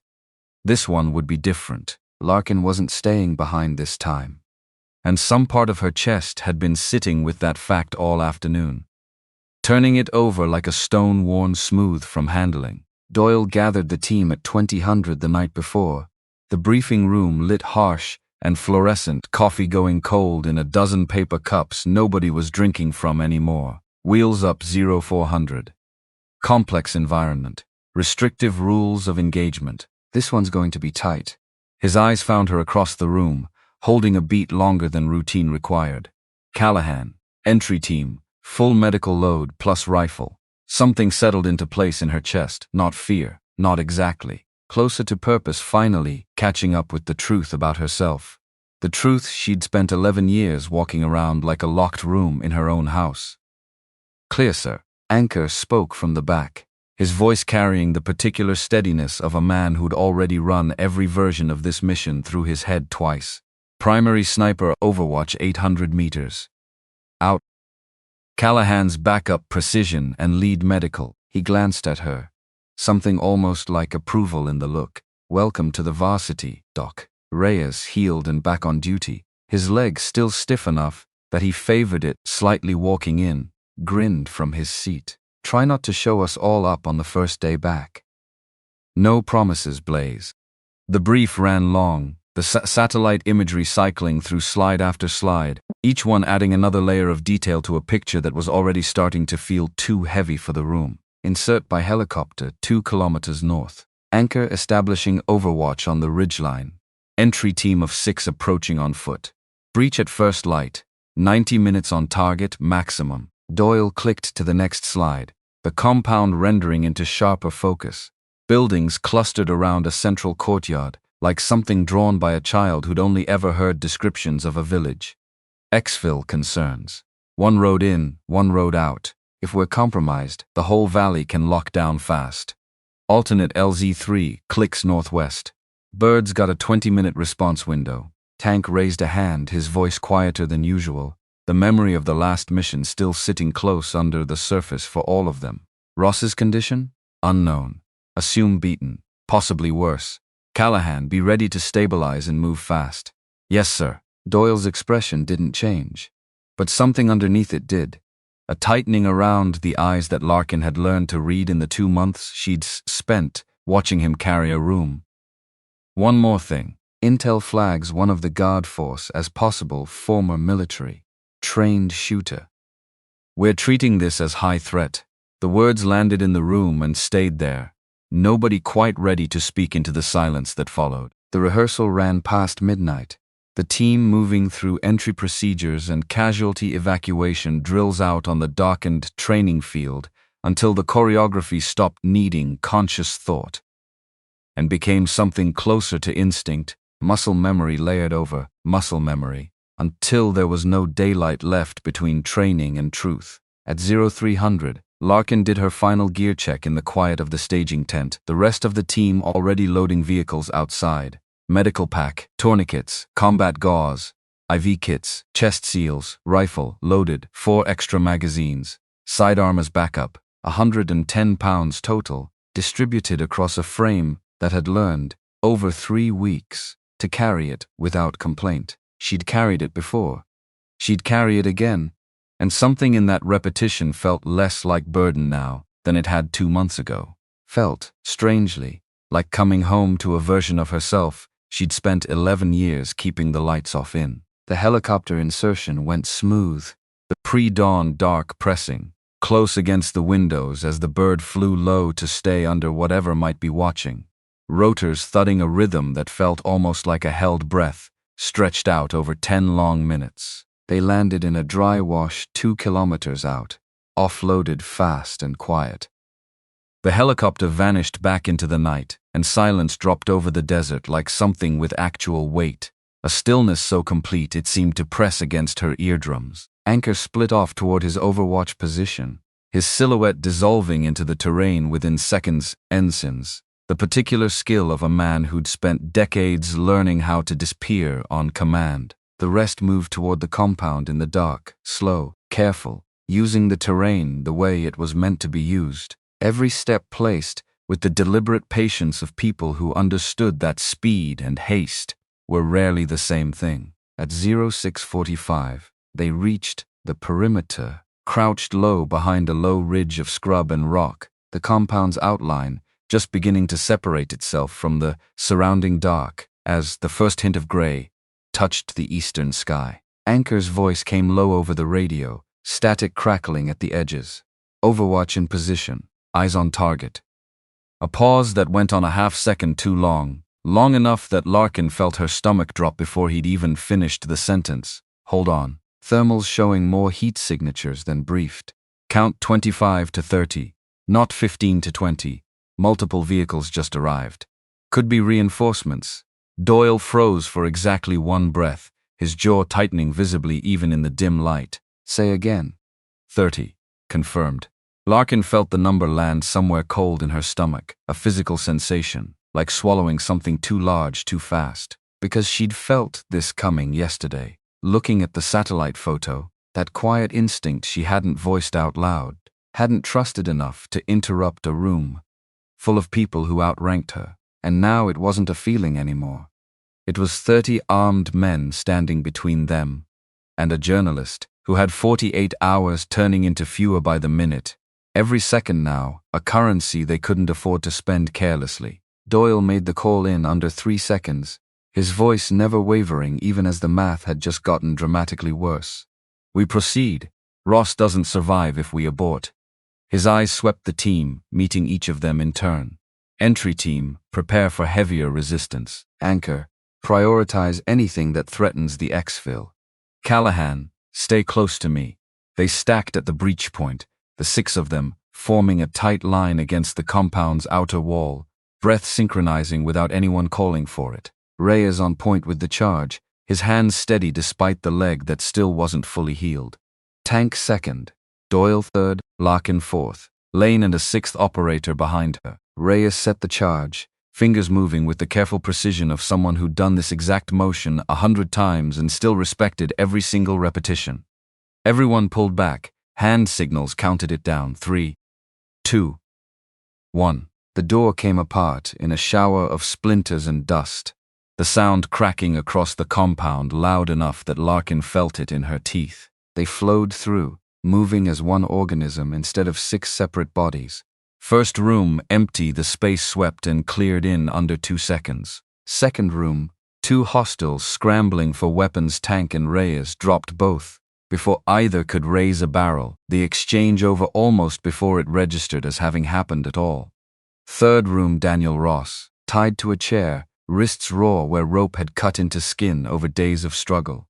Face swollen from beatings, one eye nearly shut, blood dried dark and cracked across his shirt, but alive. Conscious, his remaining good eye went wide at the sight of American uniforms, like he couldn't quite let himself believe it yet.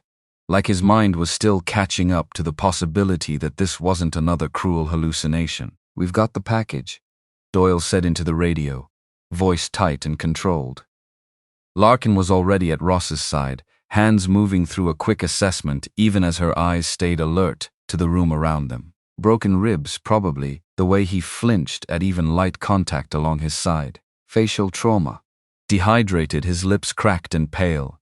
Ambulatory, if barely, if she got him moving fast enough that adrenaline could carry what his body couldn't sustain on its own. Can you walk? I think so. His voice came out cracked, dry as the ground outside, barely more than breath shaped into words.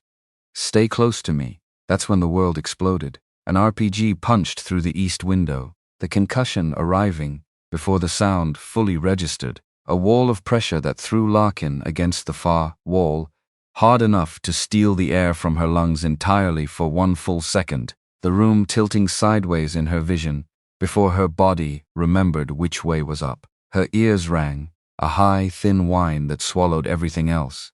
Vision swam, edges blurring and refocusing. She ran the checklist anyway, because her body had learned to do that before her mind caught up, the training simply taking over where consciousness stumbled. Arms working, legs working, no major bleeding. Lane was down.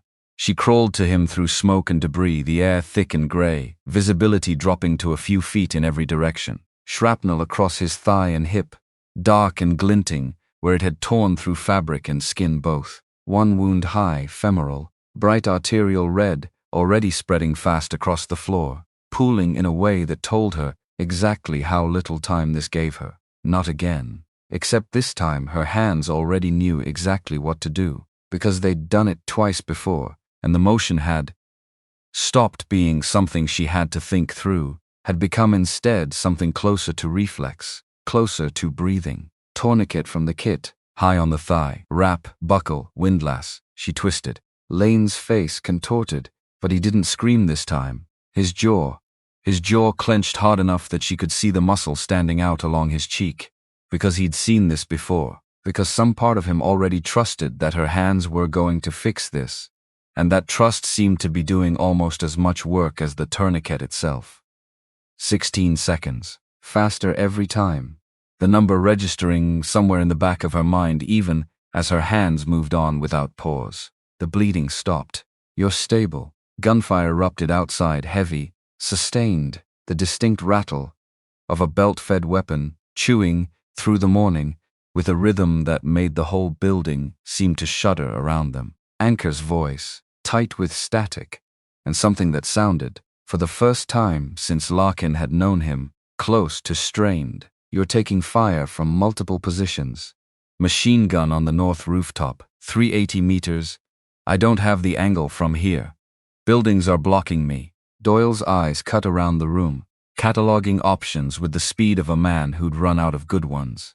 Lane down but stable. Ross injured but mobile. 30+ hostiles somewhere beyond these walls. A machine gun pinning them in place with no clean answer from Overwatch. I need that gun silenced, he said. The words clipped tight. Or we're stuck here. Larkin moved to the window, staying low, edging close enough to look out, without exposing more of herself than necessary. North building. Rooftop. 2-man crew, one firing, one feeding the belt. The muzzle flash strobing bright against the pale morning sky. 380 meters, slightly elevated. Nobody else in the room carried a precision rifle. Commander, I have the angle. Doyle looked at her, then at Lane, the calculation visible on his face even in the chaos. You need to stay with the casualty. He's stable, sir. Tourniquet's holding. He'll be fine for 10 minutes. She met his eyes, steady despite the ringing still in her ears, despite the smoke stinging them both. None of us are fine if that gun keeps firing. Doyle knew she was right before he finished deciding it out loud, the acknowledgement arriving in the set of his jaw before his voice caught up to it.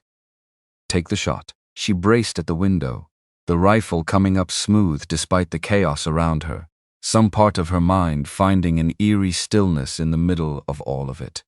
380 meters, wind maybe 6 out of the northwest. The dust kicked up from the blast still hanging thin in the air, giving her a visible read on the current. Roughly 18 inches of drop at this range.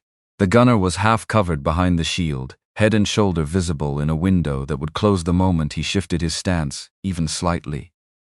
Small window. Not impossible. She found her breathing. The same cycle her father had drilled into her, 1,000 times over in a valley that felt, right now, closer than it had in 11 years. Found her stillness. Fired. The first gunner jerked and fell. A second man grabbed the weapon before the first one hit the ground, kept firing without missing a beat, the belt still feeding, the rhythm barely interrupted. She adjusted, recalculating in the half-second it took to reacquire the target. Fired again. The round sparked off the mount. Miss. He ducked lower, shifted right, the movement fast and instinctive. She tracked it, led the target, fired a third time. Hit. The gun went silent, the sudden absence of that particular rattle, almost louder than its presence had been. Guns down, Anchor confirmed over the radio, something like relief threading through the words despite his usual flatness. Outstanding shooting, Doc. Entry team, extract now. They moved. Lane on a hasty litter built from a door and cordage, the improvised construction holding just well enough for the purpose. Larkin and Doyle providing cover as the team fought its way out, 200 meters of open ground between them and anything resembling safety, every meter of it exposed. They reached the rally point behind a cluster of rocks, chests heaving, the adrenaline burning through reserves. None of them had much left of. Larkin dropped to Lane immediately, rechecked the tourniquet, started the IV she hadn't had time for earlier, her hands moving fast and sure even as her own pulse hammered. Ross sat against the rock, breathing hard, one hand pressed to his ribs. She gave him water, small sips, watching his throat work carefully around each one. Don't drink too fast. Doyle worked the radio, his voice steady despite everything. Need immediate exfil, landing zone Alpha. 2 casualties, birds inbound 10 minutes. 10 minutes. They had to hold 10 minutes. And out. Here, in the open, with 30 hostiles, somewhere behind them, 10 minutes felt like an impossibly long stretch of exposed time. Then Anchor's voice again, strained in a way it had never once sounded before, the composure that had defined him for months, finally cracking under something real. I'm hit, right shoulder. Can't hold this position. No overwatch, no long-range security. And through her scope, Larkin could already see movement 8 men, squad-sized, moving tactically toward their position, spreading into a formation that spoke of training, not desperation. 200 meters and closing. They were compromised. Lane couldn't move without the litter. Ross could barely walk. Anchor was wounded. Nobody could fight while protecting the casualties at the same time, the math of it laid out with brutal simplicity in front of her. Somebody had to slow them down. Larkin made the decision before she let herself think too hard about it, the words arriving before doubt could catch up to them. Commander, I'll establish a blocking position. Delay them while you get everyone to the LZ. Negative. We need you with the casualties. Lane stable, sir. Ross doesn't need immediate intervention. But if those 8 reach us before the helicopter lands, none of it matters. She looked at him steady, holding his gaze until she saw the resistance start to give. Give me 60 seconds. I'll slow them down. Then I follow. Hated it. She could see him hate it, the internal argument playing out fast and silent across his face. But he knew the math the same way she did, and out here, math was the only argument that mattered. 60 seconds, Callahan. Then you run. That's an order. Yes, sir. She grabbed 2 extra magazines from Reyes's kit and moved to a position 150 meters back, low behind a natural fold in the terrain that gave her cover and a clear field of fire in the same breath. Rifle stable, 90 rounds loaded, sidearm as backup, 8 enemies at 180 meters. Closing steady, moving with the discipline of trained fighters rather than the ragged aggression she'd expected. She picked the point man first. 2 rounds. Sent a mass. Down. The rest scattered, took cover, returned fire rounds, cracking into the rocks around her close enough that fragments stung her cheek. She didn't flinch, found her next target, fired, second man down. 15 seconds gone, 45 left. The number ticking somewhere in the back of her mind like a metronome. She couldn't silence. The remaining 6 split into 2 groups, 3 flanking left, 3 right. The tactic textbook, and dangerous in equal measure. She engaged the left group, first 2 rounds each, rapid. 1 down, 1 wounded, 1 retreating to cover, the exchange happening almost faster than thought. The right group used the distraction to close. 100 meters now. Too close, the margin for error shrinking with every passing second. She shifted position 20 meters right. The movement, deliberate and economical, changing her angle before their fire could catch up to where she'd been standing. Engaged the second group. 3 targets, 70 meters short controlled bursts. Down, down, down, 30 seconds left. 3 enemies remaining from the original 8. gone to ground, cautious now, the fight having taught them something about who they were. Up against, behind her, the beautiful sound of rotors, cutting through the chaos. The helicopter, arriving right on schedule, the sound almost unbearably welcome after the last several minutes. 15 seconds. One of the remaining 3 moved, carrying something long, the shape unmistakable even at a glance. Larkin saw it clearly through the scope a launcher, and he was setting up to fire at the helicopter now settling toward the LZ, the trajectory obvious even before he'd fully raised it. 240 meters. Seconds before he had a shot lined up. If that round found the helicopter, everyone behind her died, the whole calculation of the last hour collapsing into a single catastrophic outcome. She calculated everything at once, the numbers arriving faster than conscious thought could fully articulate them. Lead, wind, drop, movement. Found her stillness one last time, the same stillness that had carried her through every impossible shot of the last 3 weeks. Fired. The man with the launcher dropped, the weapon hitting the dirt without firing, the threat collapsing in an instant. The helicopter touched down. Time to run. She broke from cover, sprinted 150 meters at a dead run under full combat load, every muscle screaming, lungs burning against the weight on her back. The last 2 hostiles firing wild rounds that snapped past close but never close enough, the panic in their aim obvious even under fire. 50 meters. Tank appeared at the helicopter door, hand out, shouting over the rotor noise. Move, Doc. Go. 25 meters. He grabbed her arm and hauled her the last of the distance into the cabin, her legs barely finishing the motion of running before they were airborne. The bird lifted off immediately, banking hard, gaining altitude and speed away from the valley, the whole compound shrinking below them into something that looked almost small, almost manageable. From this height, Larkin collapsed onto the deck, gasping, hands shaking with the adrenaline finally allowed to leave her body now that there was nothing left to hold it back for. Lane looked over from his stretcher, pale but grinning through the pain.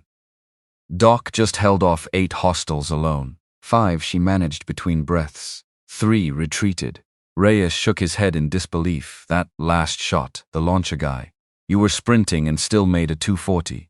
Desperate times. She let her head fall back against the cabin wall, eyes closing for just a moment against the vibration of the rotors overhead. Doyle knelt beside her, his expression carrying something that went beyond simple gratitude now. You saved us again. She couldn't answer that yet, not fully. The weight of it, the violence, the lives taken, the necessity that didn't make any of it feel lighter. No matter how many times the math confirmed she'd made the only choice available, sat on her chest like something physical, something she suspected she'd be carrying for a long time yet. But they were alive. Lane, Ross, the whole team. Alive because she'd done what needed doing, the thought arriving quiet and certain even underneath the exhaustion. Anchor sat against the opposite bulkhead, his shoulder wrapped and already soaking through with blood, his face pale but his eyes still sharp, still watching everything around him. Even in this state, Larkin forced herself upright, the fatigue in her limbs protesting every movement. Senior Chief, let me look at that. I'm fine, Doc. Nothing's fine until I clear it. She cut away his sleeve, the fabric coming apart under practiced hands. Entry wound clean, no exit, the round still inside, lodged somewhere she couldn't reach without a surgical suite. She irrigated it, packed it with hemostatic gauze, pressure dressing on top, her movements economical despite the shake, still working its way out of her fingers. His jaw clenched through the whole procedure. And he didn't make a sound, the discipline of a man who'd been through worse and refused to show it. You'll need surgery to get that round out. You're not bleeding out anymore. She secured the final wrap, checking the pulse below the injury one more time. Back on a rifle in 6 weeks. I need 3. Take 6 or risk permanent nerve damage. Your choice, Senior Chief. He nodded slowly, something almost like respect in the look he gave her. 6 then. They landed at the forward base. The ground crew already waiting with stretchers.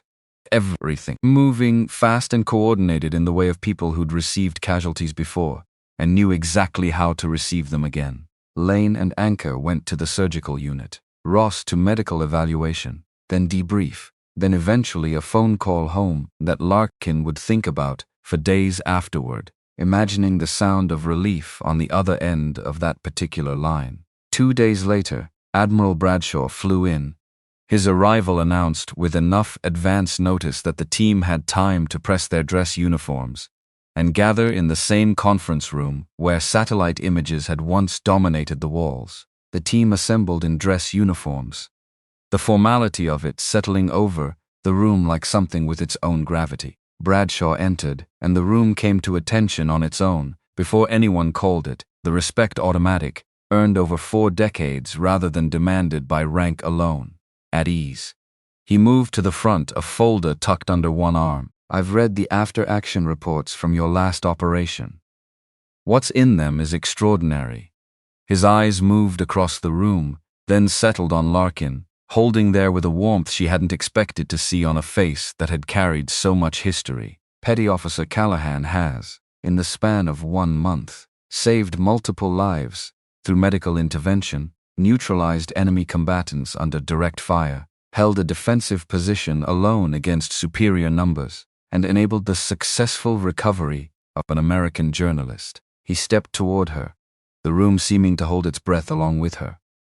Her father, Gunnery Sergeant Holt Callahan, was one of the finest Marines I ever served alongside.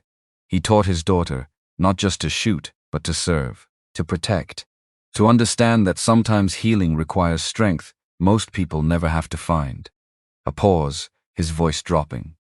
When he died 11 years ago, Larkin made her mother a promise never to touch a gun again. She kept that promise for 11 years. She broke it 3 weeks ago to save her commander's life. And she's kept breaking it, every time it mattered since. He looked at her directly now, the folder coming out from under his arm. Your father didn't raise a killer, Petty Officer Callahan. He raised a protector. You've honored that every single day since. He held the folder out. Effective immediately, I'm approving your cross-designation as combat, medic, and marksman, and I'm recommending you for formal commendation for the Ross recovery operation. Larkin's throat tightened past speech, the weight of it landing somewhere she hadn't fully prepared for. Sir, I was just doing my job. Your job now includes things most corpsmen never do. Bradshaw allowed himself something close to a smile, the expression softening the years in his face. Your father would be proud. More than proud. Tank stepped forward first and did something unusual, saluted her, enlisted to enlisted, outside every protocol that normally governed that gesture, the room watching in a silence that felt reverent rather than surprised. She returned it, her hand steady despite everything churning underneath. Reyes came next, hand extended, his usual bravado replaced by something more sincere. I was wrong about you, Doc. Completely wrong. You didn't have the information, Blaze. Now you do. Anchor came last, arm still in a sling. He handed her something small, a patch, custom made, a trident overlaid with a medical cross. The 2 symbols merged into something. Neither had been on its own. Unofficial, he said, but accurate. That evening, alone in her quarters, Larkin sat with the patch in her palm, turning it over slowly under the lamplight, thinking about every promise made and broken along the road that had brought her here. Her phone rang. Her mother. I saw the news, her mother said, voice careful, the words picked with obvious deliberation. American journalist rescued. They mentioned a special operations team. A pause, the worry underneath it unmistakable even through the distance. Were you there? Yes. Silence then. Are you hurt? No. Physically, I'm fine. And everything else? Larkin thought about how to answer that honestly, the question landing somewhere deeper than the physical. I'm processing. It's complicated. Your father used to say the same thing after deployments. He'd need time to make peace with who he'd become out there. A breath, steadying itself. Larkin, I need you to hear something. I'm not happy you had to break your promise, but I understand why, and I'm proud of you. I killed people, Mom. You protected people. That's what your father raised you to do. Her voice firmed, the strength in it arriving from somewhere Larkin recognized, somewhere that had always been there even in her gentlest moments. Intent matters. You weren't out there for revenge. You were keeping your team alive. That's service. That's exactly what it always was. Tears slid down Larkin's face before she noticed, the release arriving quiet and sudden. I miss him so much, I know. I miss him every day. A pause, softer now. I mailed you his journal last week. It should be waiting for you when you get back to base. I think you're finally ready to read it. The package arrived 3 days later, sitting on her bunk, when she returned from a debrief. The plain brown paper somehow carrying more weight than anything else she'd received in years. Larkin sat alone that night, with the worn leather cover in her lap, for a long time before she opened it.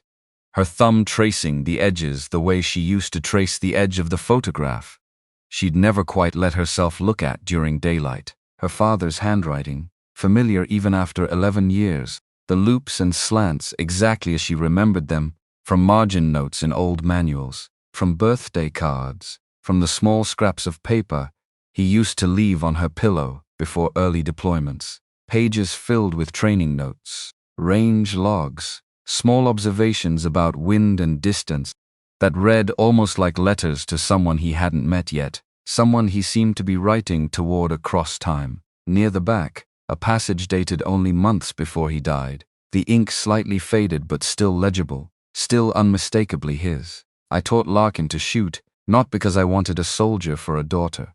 I taught her because someday, somewhere, people she loves are going to need someone who doesn't hesitate.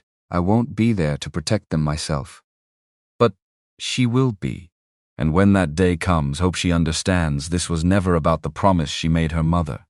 It was about the choice I gave her, the choice to have both hands, one that heals, one that protects, and to use whichever one the moment demands. Larkin closed the journal and sat with it, pressed against her chest, crying quietly, in a way that felt less like grief now, and more like finally being allowed to put something down she'd carried alone for 11 years, the weight of it lifting, even as the tears kept coming, the two things somehow not contradictory at all. 6 months later, she stood at the front of a classroom at the Naval Special Warfare Center, morning light slanting through the windows in long, clean bars across the floor. 16 students, a mix of corpsmen and operators.